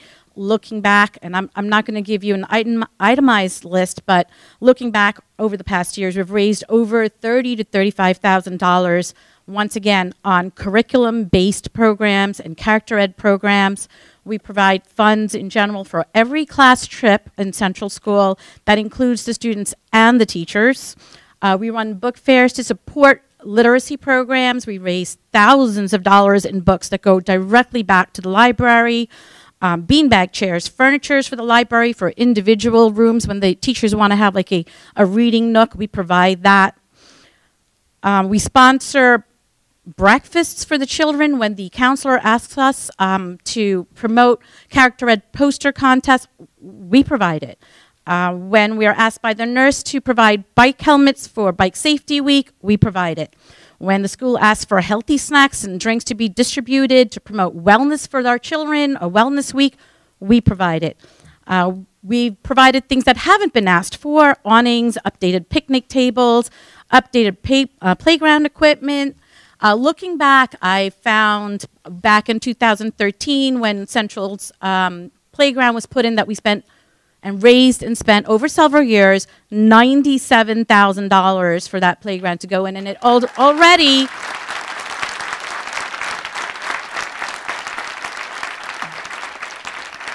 we have to thank all the parents that did all the hard work for that.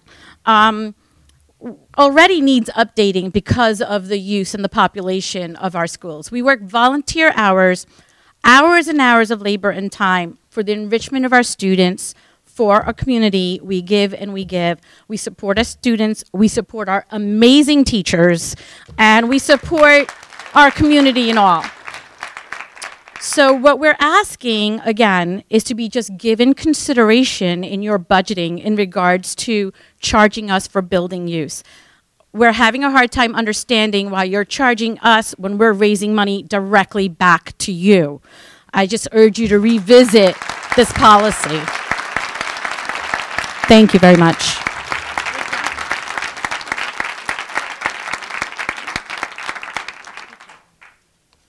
Hello, my name is Kristen Galan, and I am from Allenwood, PTG.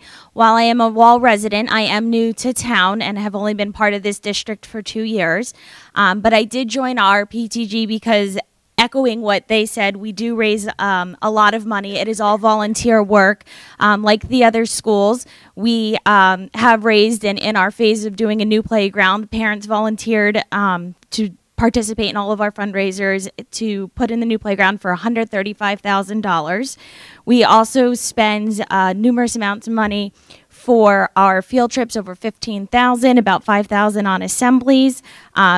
Everything else they said, so I won't reiterate that. But then on top of that, we go through and provide for the districts. We have a very active allergy committee right now, which is, if you have a child with an allergy, huge, or a friend, and work district-wide, involving our high school students to come in and our families to come in to participate with that information. We also do a number of events, such as our Mayfair, our pumpkin, bring your own pumpkin trunk decorating, and we don't make money off of that. They're just community events. So I echo the needing why we're giving back. If we could just have that facility fee waived. Thank you.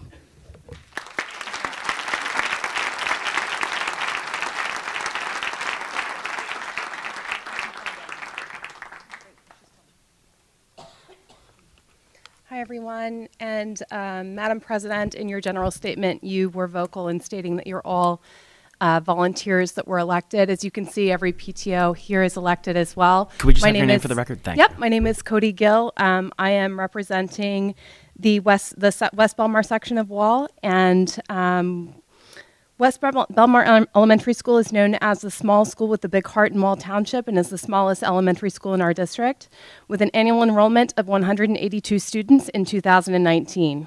I'm here this evening to speak to you as a PTA board member and also as a parent, taxpayer, and concerned resident of almost 20 years. As an introduction, our PTA board consists of 6 full-time working mothers. We're all teachers, executives, and professionals who dedicate countless hours organizing, leading, and coordinating events and fundraisers that support the students, families, teachers, and the education of all who attend and work at West Belmar Elementary School. Our mission is to support our teachers and our students, to build a sense of community in our school, and to enrich educational and social opportunities that will better prepare our students to lead successful lives educationally and as productive, thoughtful members of society. We accomplish our goals with the assistance of dedicated families whose children attend West Belmar School, many of whom also have 2 full-time working parents in the home, and limited extra time to spend volunteering additional hours. We dedicate our time because we truly love our community, all of the children, and we all hope to provide every advantage possible. Each dollar raised by our PTA is budgeted and used to support our students at West Belmar Elementary School in a variety of ways.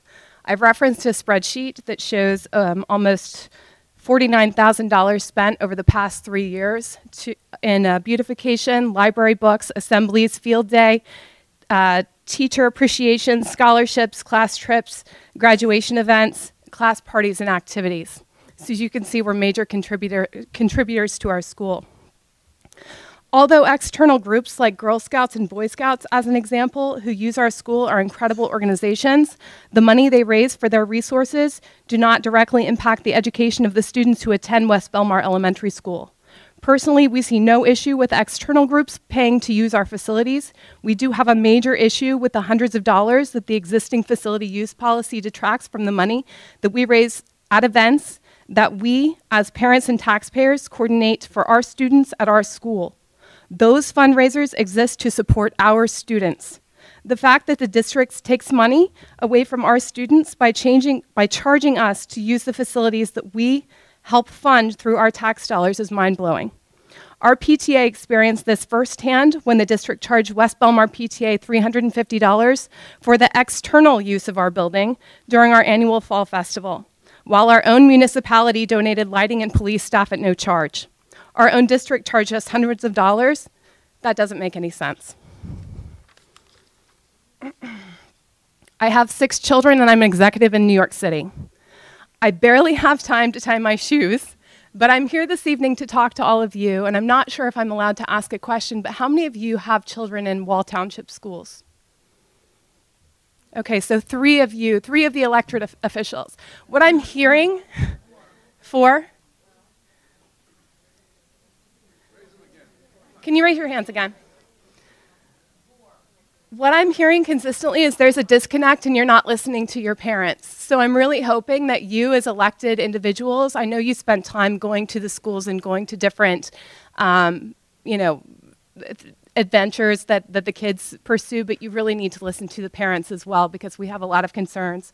And while I have the floor, I actually reached out to our parents and our board to see if there's anything additional that they'd like for me to speak about this evening, and there was.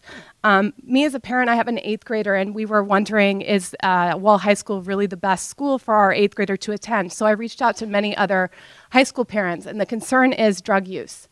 Drugs are an extreme and becoming a more extreme issue in your high school that you probably should take a very hard and detailed look at, because it's really challenging me as a parent to understand if I want to send my child to Wall High School, having 3 others who have gone through the school. We have 6 children. When I reached out to our PTA board to understand if there were additional concerns that anyone would like to mention this evening, while we have the floor, it was also brought to my attention that one of our most active parents, also a teacher in another district, as well as a large percentage of parents who have 1st grade students at West Belmar, reached out to Ms. Dyer multiple times over the past month to request a discussion regarding the size of the 1st grade class. There are 26 students in our 1st grade class. Parents received a complete shutdown, very similar to my own experience when I reached out to Ms. Dyer regarding an issue. Ms. The Gill, response... I'm sorry, your time's up. Okay. You'll finish it? Can I be allowed to finish? I'll come back to the next meeting. Thank you.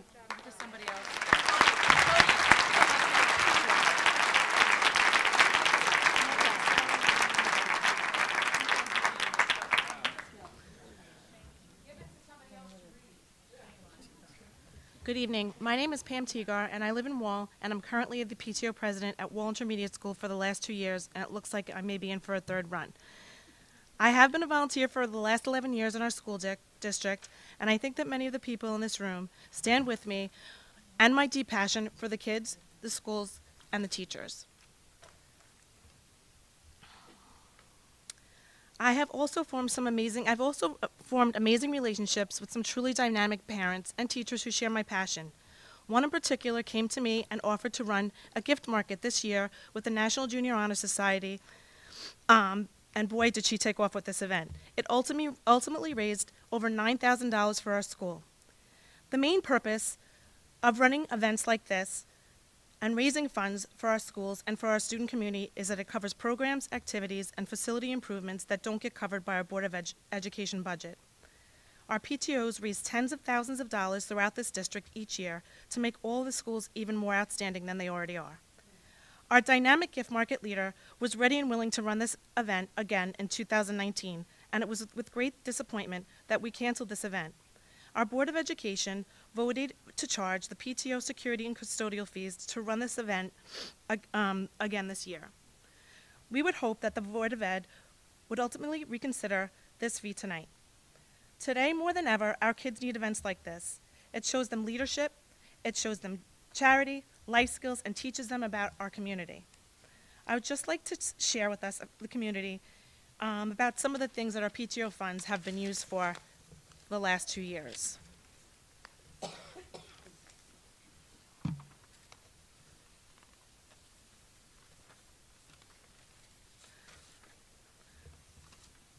This year alone, beautification, we have spent $225.98.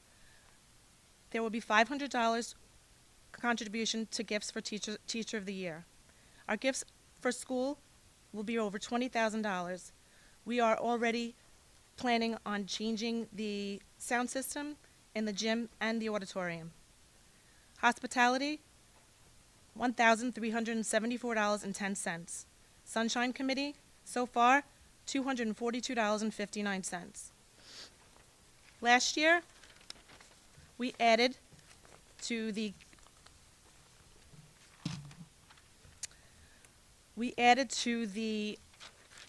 media center furniture, $1,200. Sunshine Committee, $1,500. Assemblies, $4,425. Class trips, $10,000 last year, $10,000 this year. Scholarships, $3,000. Sheet music for the music department, 2 tower gardens, 1 for science, 1 for special ed. Robots for our STEM program, T-shirts for our STEM program and back to school night. Library books, a cooler, a monthly water bill for the teacher's lounge, and also replace the refrigerator in the front office. Please reconsider. Thank you.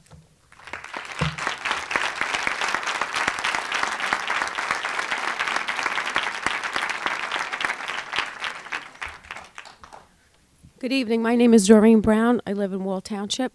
We are here tonight to represent the Wall High School PTO Boosters Association. As many of the people have spoken already, we are an association that is made of volunteer parents who are working parents who have been volunteering. Our PTO board has been volunteering since elementary school for our students and for our faculty members and for our greater community. And as you will hear from Missy Peters, the high school is involved a little bit differently than the elementary schools as far as our outreach programs and as far as what our money is donated back to the community for. I am Missy Peters, and at the high school, even as the kids get older, we help in a variety of ways, and we work with the individual clubs. We're set up a little bit differently than the intermediate and the elementary schools. A lot of the clubs have their own boosters and raise money, and we help and try to work together. So some of the things we do is we give $3,000 a year to Project Graduation. We work with Wall Alliance in giving entertainment to the children, all of the high schoolers on the night of graduation. We give 5 $1,000 scholarships a year for a total of $5,000. We host the Senior Awards Dinner for all of the children that are granted a scholarship. That cost us $2,554.73 last year. All of the SHAC profits, we give a certain portion of the profits back to all of our supporting clubs, band, athletic clubs, ROTC. We gave $2,008.23 back, 23 cents back to them as a percentage of profits. We host the Teachers Luncheon to support the dedication of the teachers in the high school. That was $1,725 last year. We replaced some equipment in the football shack for $2,554.73. And we give occasionally small donations to families in crisis, like we had several times this year. Again, I would hope that you would reconsider this. I think it's just a miscommunication and an error. We are all under the same umbrella. We're all looking for the betterment of the children, and to take from what we're trying to earn just doesn't really make any sense. So I'm hoping that you reconsider and work with the PTOs in all of our fundraising efforts.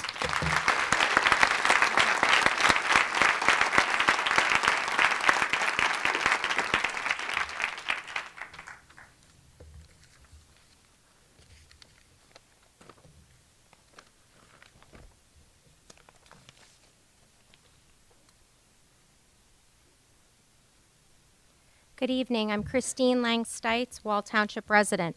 There are many outstanding assets in the Wall Township School District. We have talented educational professionals, compassionate support staff, excellent building administrators, and several thousand unique and spectacular students. The PTO organizations have a long tradition of supporting all of these members of our school district by raising and investing significant funds in our schools and hosting a myriad of events which support the social development of the students, enhance our curriculum, and bring the Wall community together. The PTOs have given us a great idea of the financial impact they are making on the district with the information they provided tonight. Thank you very much to all of them. And I think it's important to recognize the goals they are helping the district fulfill in regard to the district's strategic plan. These groups deserve to have designated funds set aside in the budget to facilitate the activities that are a lifeline in our schools. In researching the strategic plan to see how the PTOs fit in, I came across goal number 3, finance and facilities. There is a copy of this handout floating around with pink highlight for anyone who'd like to see it. I was very surprised to find the second objective of this goal was to secure input from stakeholders by creating an F&F advisory committee comprised of individuals with expertise that include taxpayers, BOE members, administrators, teachers, and parents to assess facility needs, identify cost savings measures, and explore creative ways to add sources of revenue. Further down the objectives, it is suggested the district work with the F&F Advisory Committee to have open communication during the budgeting process. Where is this committee, I wondered, so I went looking for it. First, I read the superintendent's mid-year report from 2017-18, which clearly identifies the need for this committee and states that the indicator of success will be that the committee will be established and have met by December 31st of 2017. Fail.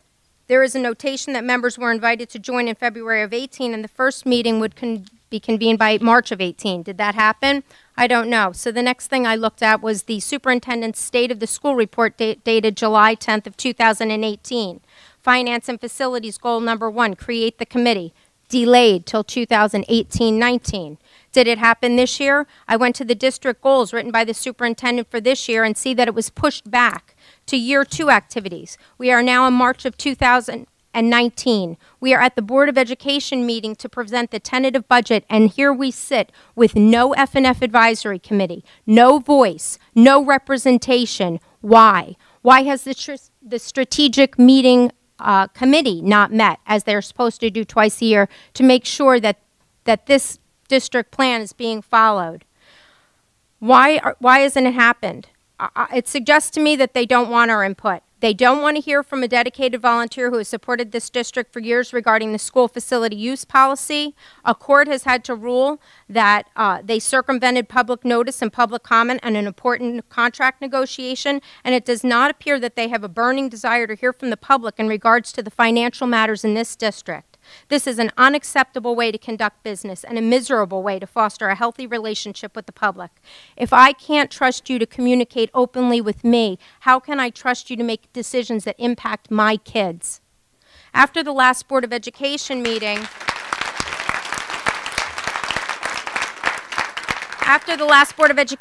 where I publicly announced that we were going to cancel the Enchanted Nights Craft and Gift Market and my reasons for doing so, an article ran in the Coast Star. I did have their permission to make copies of the entire article as well as highlight the parts.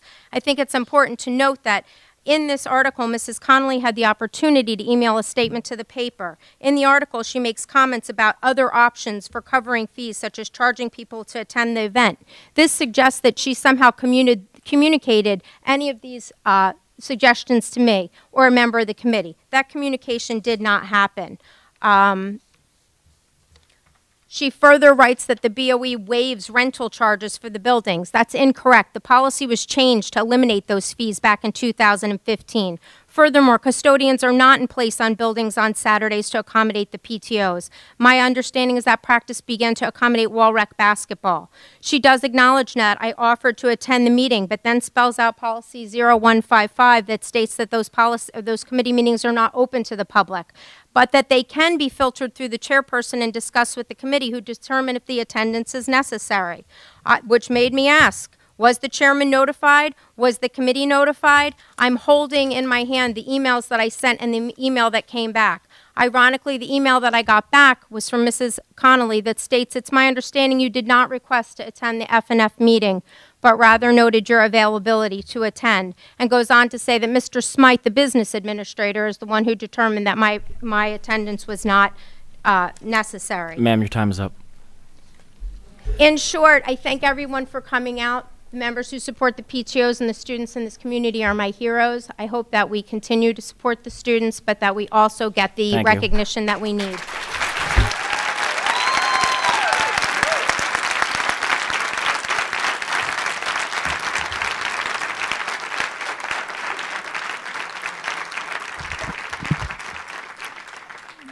Hello, my name is Patty Nowalski. I am a Wall resident, a mom, a volunteer of the PTO, and a full working flight attendant. I don't take any of my jobs lightly. One funny thing, I wrote this whole thing, but listening to everybody tonight, all of you with your respect, the board, respect each other, there's a respect back to us. One of them is eye contact, which none of you sometimes when people come speak, do not look at anybody. Ms. Connolly, you have your head down in every meeting when people speak. I teach my children eye contact is respectful. You should try it. The other thing is saying people yelling out. People are yelling out because we don't have a voice. You're not hearing anyone. The Old Mill Home and School raises money for our kids. The teachers teach for our kids. You volunteer for a board because it's a school district because you want to be here for kids. Mrs. Dyer didn't go into the business to become a superintendent. She started out in a school district that is kids. The one thing we're here for is our kids. Taking away money from schools that raise money, parents take time. I didn't see my kids for half of the fall. I spent weeks at a book fair for my kids. I do this to raise money for a school. So to tell me that I have to pay, our home and school has to pay overtime to janitors that are contracted by the district. You need to negotiate that money in a contract for their overtime, or put it in place that if we go over, that we're so crazy and we're 6 hours after Minute to Win It cleaning up, which we're not because we're all cleaning, sweeping, picking up chairs, stacking chairs, helping the janitors, trying to get out of there. Then you can give us a budget and say, okay, you're over it, we pay it. Maybe the board needs to look at their budget and where they're spending their money and why money is being useless, just wasteful spending, wasteful spending. A $76 million budget is insane, considering we're building the playgrounds, we're buying the marquees, we're paying for class trips, we're having teacher luncheons for our teachers to show appreciation. That's where the money should go for the teachers. Help them. I just sent in 3 different fruits and vegetables today for Wellness Week. Why? Because I love my kids. I spent that money. My husband and I both work. I don't mind volunteering. I don't mind the money that we raise giving to the kids. I do mind that you all sit here and judge, and you don't want to hear anyone's opinion. Anyone's opinion. And I find that many of you that shake your head, if this was your school, you would be speaking too. One thing I want to ask, a question. You mentioned it before. I think Mr. Smythe mentioned it, that why Mrs. Dyer's secretary is at every board meeting and getting time and a half for these meetings. And I know it clearly states in the contract that it's as needed, directed by the superintendent as needed. I find it hard to believe that all these meetings that she has to come, and it was almost $6,000 last year of overtime to come to board meetings, graduation, and a football game. The last time I checked with my brother-in-law, who's been teaching for 37 years, when an educator or anyone goes to graduation, they do it voluntarily because they love the kids. They don't get overtime.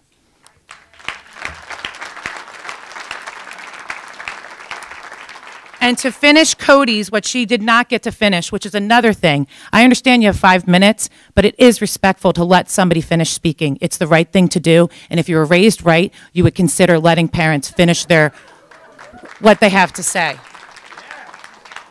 She reached out to Mrs. Dyer, knowing about 26 kids in the first grade classroom. She said her response was vague, stating the class size would be monitored and divide numbers within the class. Ms. Dyer is known for shifting and transitioning 1 to 2 ESL students from school to school, class to class, when there is no need to offload 1 to 2 students, reduce head count.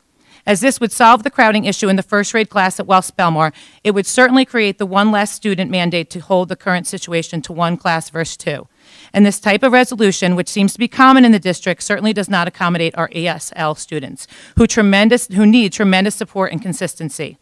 When speaking to the parent, she was informed that Ms. Dyer stated the teacher ratio. Sitting there are 3 teachers in a specific overcrowded classroom. In the first grade class, there is 1 teacher to accommodate students with an IEP, the actual teacher, and a class aide, because the room is already overcrowded.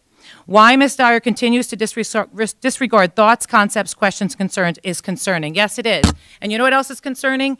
Not getting an answer like that, and not getting an answer on why the board voted so quickly to renew a contract that was not up. My husband works for Pfizer, and I'm pretty sure when his contract's up on the date, that's the only time Pfizer renews his contract. Thank you, ma'am. I would love it if it was earlier.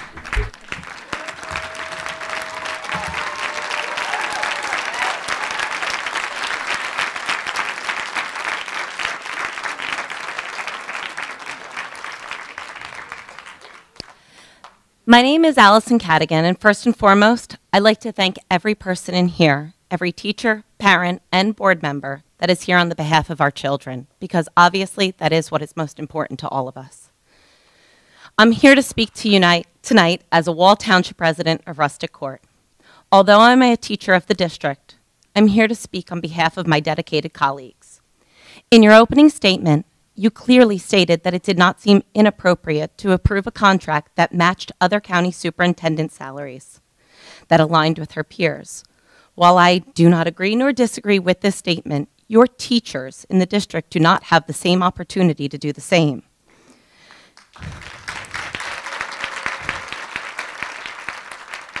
A teacher who has dedicated 12 years or more to the district, 12 years, not 2, not 3, not 4, 12 years to the district, makes $59,300, below $60,000. Counties that are significantly aligned with ours have starting salaries close to 58, and our average of the county is close to 77, with our state at 68. If we said that we had the ability to have our salaries aligned, it would be a very different story. Each year, our teachers pour their hearts out. I know we do, to take care of the children day in and day out, but we continue to take home less each year. For 5 consecutive years, our teachers return in September making less take-home pay than they earned in June.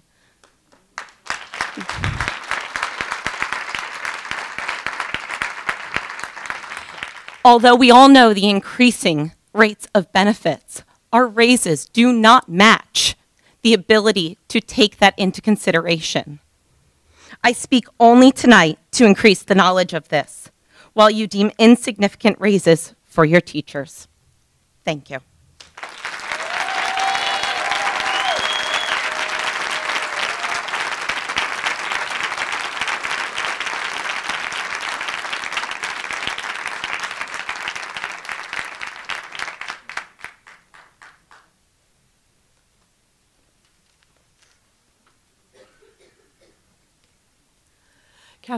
Kathleen Duran, Dubac Road Wall. First, I'd just like to offer brief support to what Betsy Cross was trying to say but didn't quite get all the way out. She's trying to tell the board to look at the legal bills that were involved in this matter. The standard for an attorney's production of work for a client is to provide advice, not to see if there is a way to sneak something through without public notice. It's not a Machiavellian approach to see if there is a way to accomplish what cannot otherwise be accomplished, or to search for a fig leaf to do something that's not quite right. The appellate division called it what it was, and I would suggest that the board review the bills carefully. Now, as to Mrs. Albright, who spoke here this evening, I guess I am one of the vocal community members that she was referring to, that she alleges calls people's names and speaks derogatorily to them. I am one of the people who speaks for those who are being taxed too heavily within Wall, being crushed by the tax burden in this community in particular, most of which is because of the school district's careless spending. And I, like many of the fine people sitting behind me, and I don't know whether Mrs. Albright works or not, but I work for a living. And that is also for Mr. McGee, who's questioned whether I work for a living. Yes, I am an attorney. He has no memory. He always says he has no memory of what he said to me at Eggerman's that night. But I do work for a living. And guess what? I support my family. And you asked me how many trials I won, how many appeals I won. And we're going to get to that appeal in just a minute. But I'm really happy the board let me keep my record perfect. I have never lost an appeal during my 29-year career, and this one was not my first. Mrs. Albright also ignored all the statistics that I have put in front of the Board of Education. I took the time and hours, which I am pretty sure exceeds what a member has spent in any given month, to pull all the statistics about Wall and to analyze them. The school performance, the cost of educating the students, and what I learned that the cost of educating the students was rising much more than it was in other districts, and the performance of our students was decreasing at the same time, and almost all the money was going to the administration and not to the teachers. It has shown that Wall is an inefficiently run district. It shows that the teachers who deserve it most are not getting paid, and as a result, the children and their performance across all kinds of measures are suffering. I have asked the board to look at it, to think about it, and in the dark of the night, they keep voting administrators and more money. They're handing it out like candy. While the teachers are not having that same money handed to them. And the teachers, by the way, have been distracted by their contract negotiations and the fact that their pay is lower than a lot of other districts, while Wall has been accomplishing its goals through the Board of Ed, following its own political agenda. I listened, Ms. Connolly, to your apology, not apology, but to your opening statement. It should have been an apology. One, the apology should have been given to Mrs. Cross, who very, very carefully documented what needed to be documented in terms of the meeting. And to me, also, I believe an apology is actually owed, because what we have seen in all the meetings where we tried to talk to the board in a rational manner, and contrary to Mrs. Albright's characterization, was an absolute refusal to discuss or listen to a view that happened to be well-educated and correct, but the absolute eye-rolling, head down, and the disrespect with which we were treated at meeting after meeting makes the lack of an apology appalling. There is also no apology to the public or to all the teachers and staff and other parents in the district for what you did. There doesn't seem to be anybody owning what you did. You hid behind a fig leaf like a bunch of people following the Pied Piper. Or to just continue the storybook analogy, we were here saying the emperor has no clothes, and you mocked us. And there was no basis for that. None. There was no reason to turn your heads, treat us like we were like idiots, and then to take a vote in secret and try to hide what you were doing politically. So I have real problems with a board that blindly followed a Pied Piper. And Mr. Gross, his colleague who's here tonight, Mr. Roberts, Ms. Dyer, her attorney, they were all committing a stratagem, or what the appellate division characterized as close to a scam, that they were trying to find something. Your time is up. To get something through in the dark of the night. The legal issues were clear, the facts were clear, and what the board did. The people sitting here tonight forced to sit through this, you owe them an apology. You really should own it like an adult.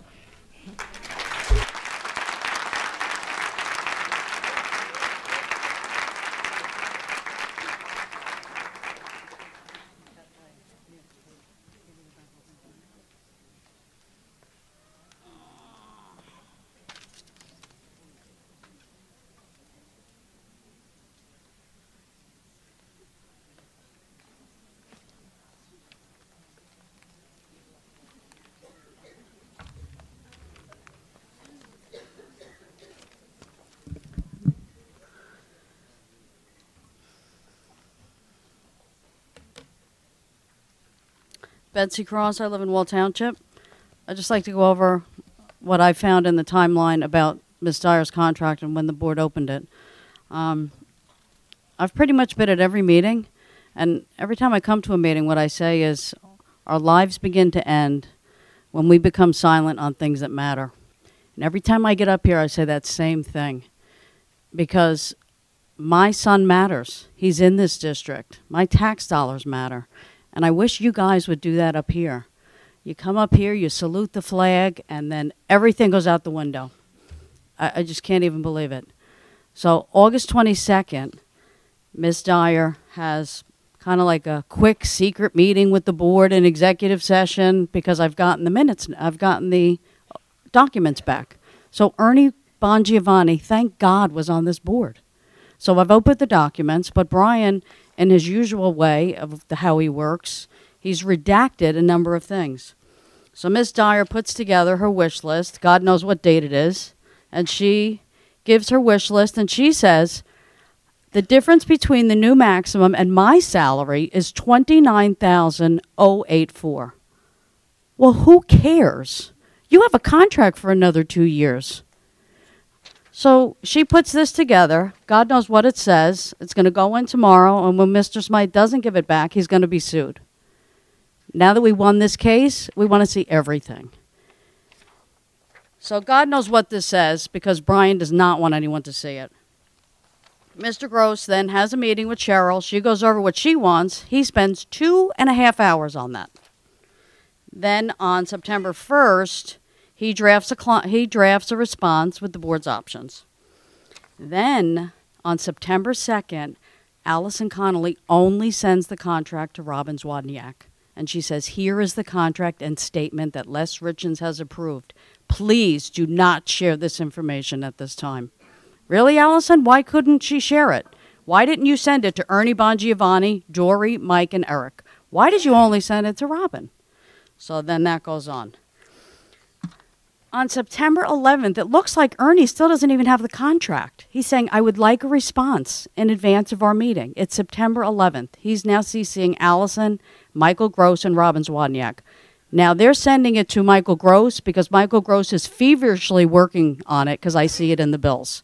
So every time it looks like Ernie has something, they're running to Michael Gross.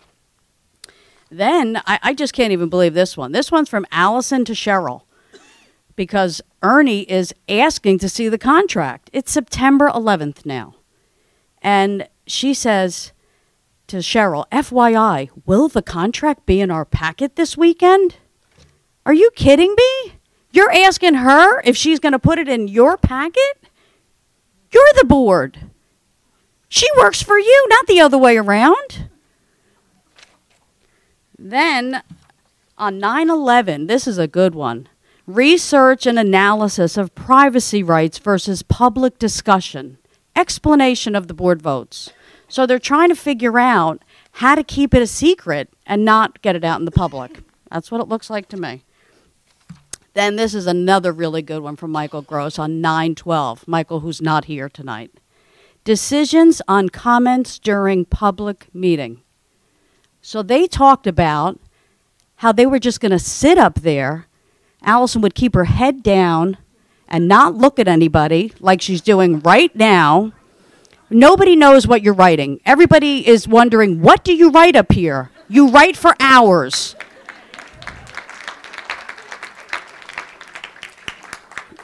So I guess you're deciding how to determine public comment.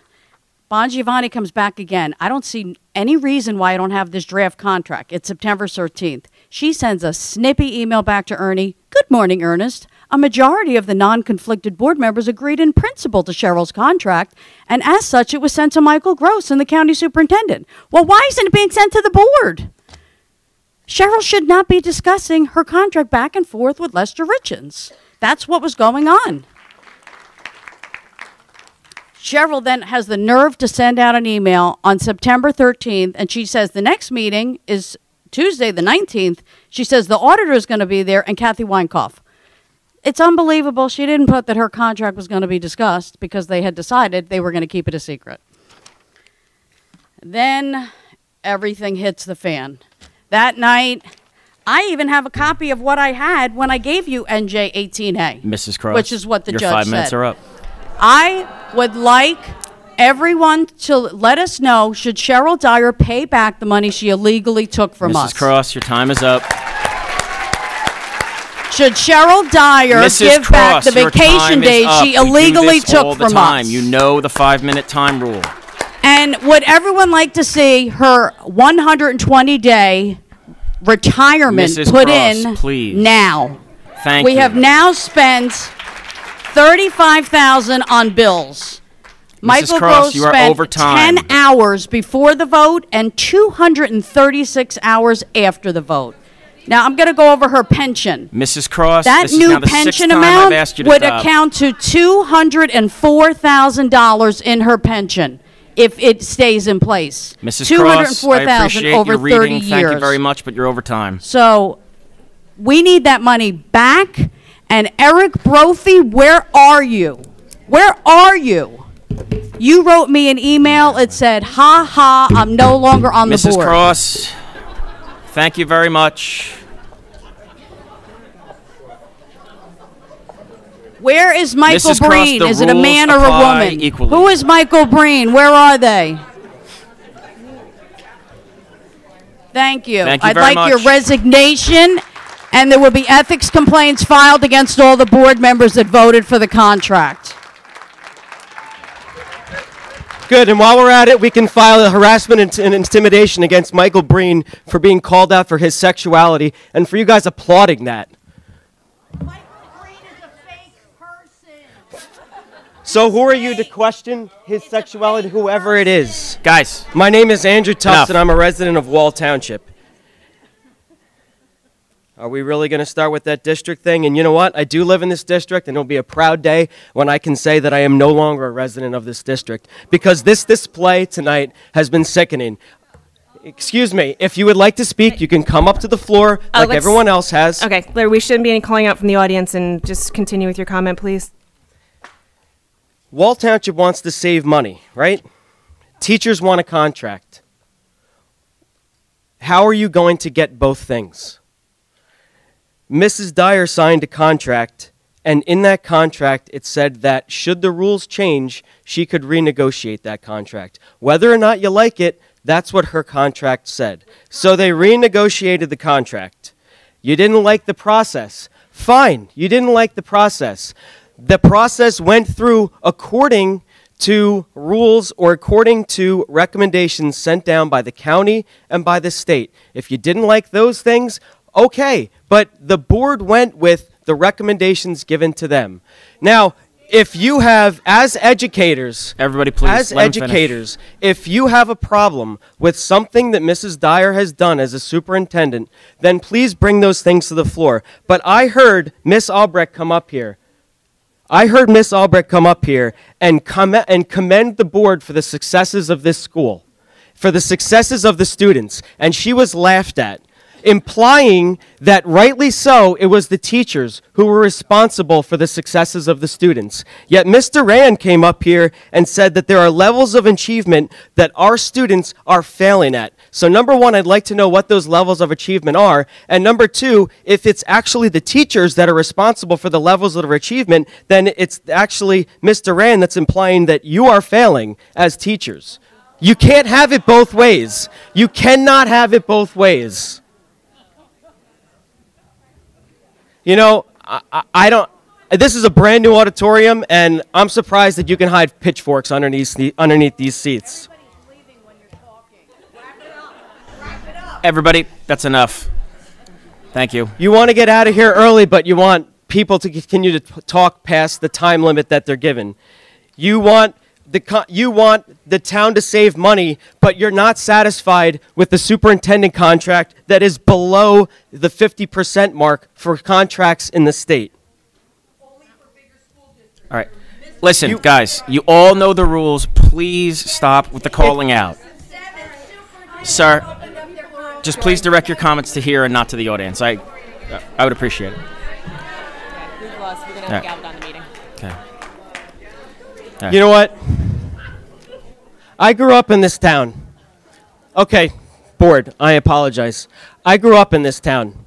And this town has one thing going for it, and one thing only, and it's the schools. You do not, as I have stated in my candidacy, as Mr. MacArthur stated at the budget discussion last week that 3 people spoke at, you don't have a beach, you don't have a town center, you are an agricultural community supposedly, but you fight against the Wall Farm.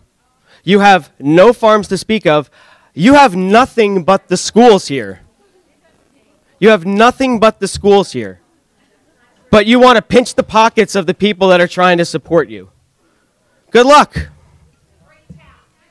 It is a great town, so keep it that way and keep supporting it. But I worked in this. I went to this school when we fought against referendums. I went to the school when we fought against. This isn't supposed to be a back and forth between the speaker and the audience. So, Mr. Tufts. Thank you very much. Thank you, Mr. Tufts.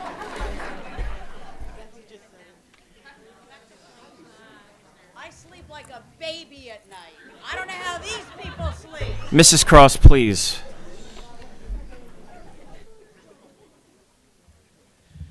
My name is Beth Lair. I am a school nurse at Walt. Okay, sorry. I don't public speak at all. And I can't believe I'm doing this because I think I'm going to shoot myself in the foot. My name is Beth Lair. I'm the school nurse at Wall Primary School. I've been there since September, and before that I was 8 years at Wall Intermediate School, and before that I was at Wall Primary School for 10 years. So I've been in the district for 19 years as a school nurse. I have lived in town since 1992, so I'm a Wall taxpayer through and through. My kids went to school here, have done very, very well for themselves, and I'm very proud of them. I do want to say thank you so much on the personnel budget for giving us another school nurse. We've asked since 2003 or 4. The medical needs of the students in this district have, I won't say ignored, but have been not in the forefront of the minds of the school district. If something happens to one of these kids when there is not a nurse in the school, what's going to happen? And that has happened in the past 2 years. There hasn't been coverage for all our schools every single day. And there's diabetics, and there's asthmatics, and there's seizure disorders, and there's a myriad of more and more serious problems. So I'm really, really excited to see this, but we have so many class trips going everywhere, and I'm excited for the kids. However, most of those class trips need a nurse. That takes a nurse out of the building. We have very few substitute school nurses because we've been paying them nothing. They come to school for 6 hours and they were paid $100. Now they're being paid the whole whopping amount of $125. How do you expect that we get substitute school nurses when they're not being paid well? How do you expect us to take care of all of the kids in this district when we're flying from one school to another? I've been out of my school 1,000,000 times this year. I'm exaggerating, obviously, but I've been out of my school many times. And when I was on a medical leave, I know that the nurses that were in the schools, I'm sorry, my mouth is so dry. No, I have some. But what you need to understand is if a child fails a test, it's a test. If a child can't breathe and dies, or a child has a seizure and dies, there's no taking that back. So these schools need to be covered better with nurses. And I don't think that one float nurse is going to do it, because if you look at a calendar that one of our nurses set up, is a field trip calendar. There's sometimes 2 and 3 from many different schools. How do we cover this? Well, we've been paying Beata nurses who cost hell of a lot more than having a salaried nurse in the district. And they don't really care. They care, they're nurses, but they don't know our kids. They don't know the idiosyncrasies of how things work in our district. So I'm so glad that we're finally going to get another nurse next year. My point being is we were told it's too expensive. It's too expensive. It's too expensive to get another nurse. Well, it's too expensive to lose a child.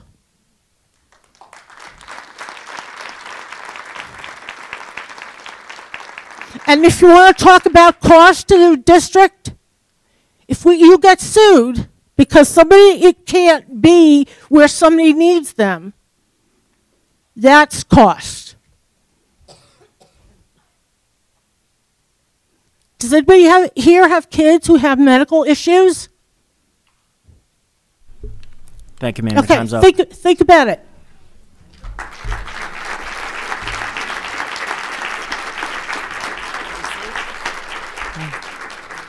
Seeing none.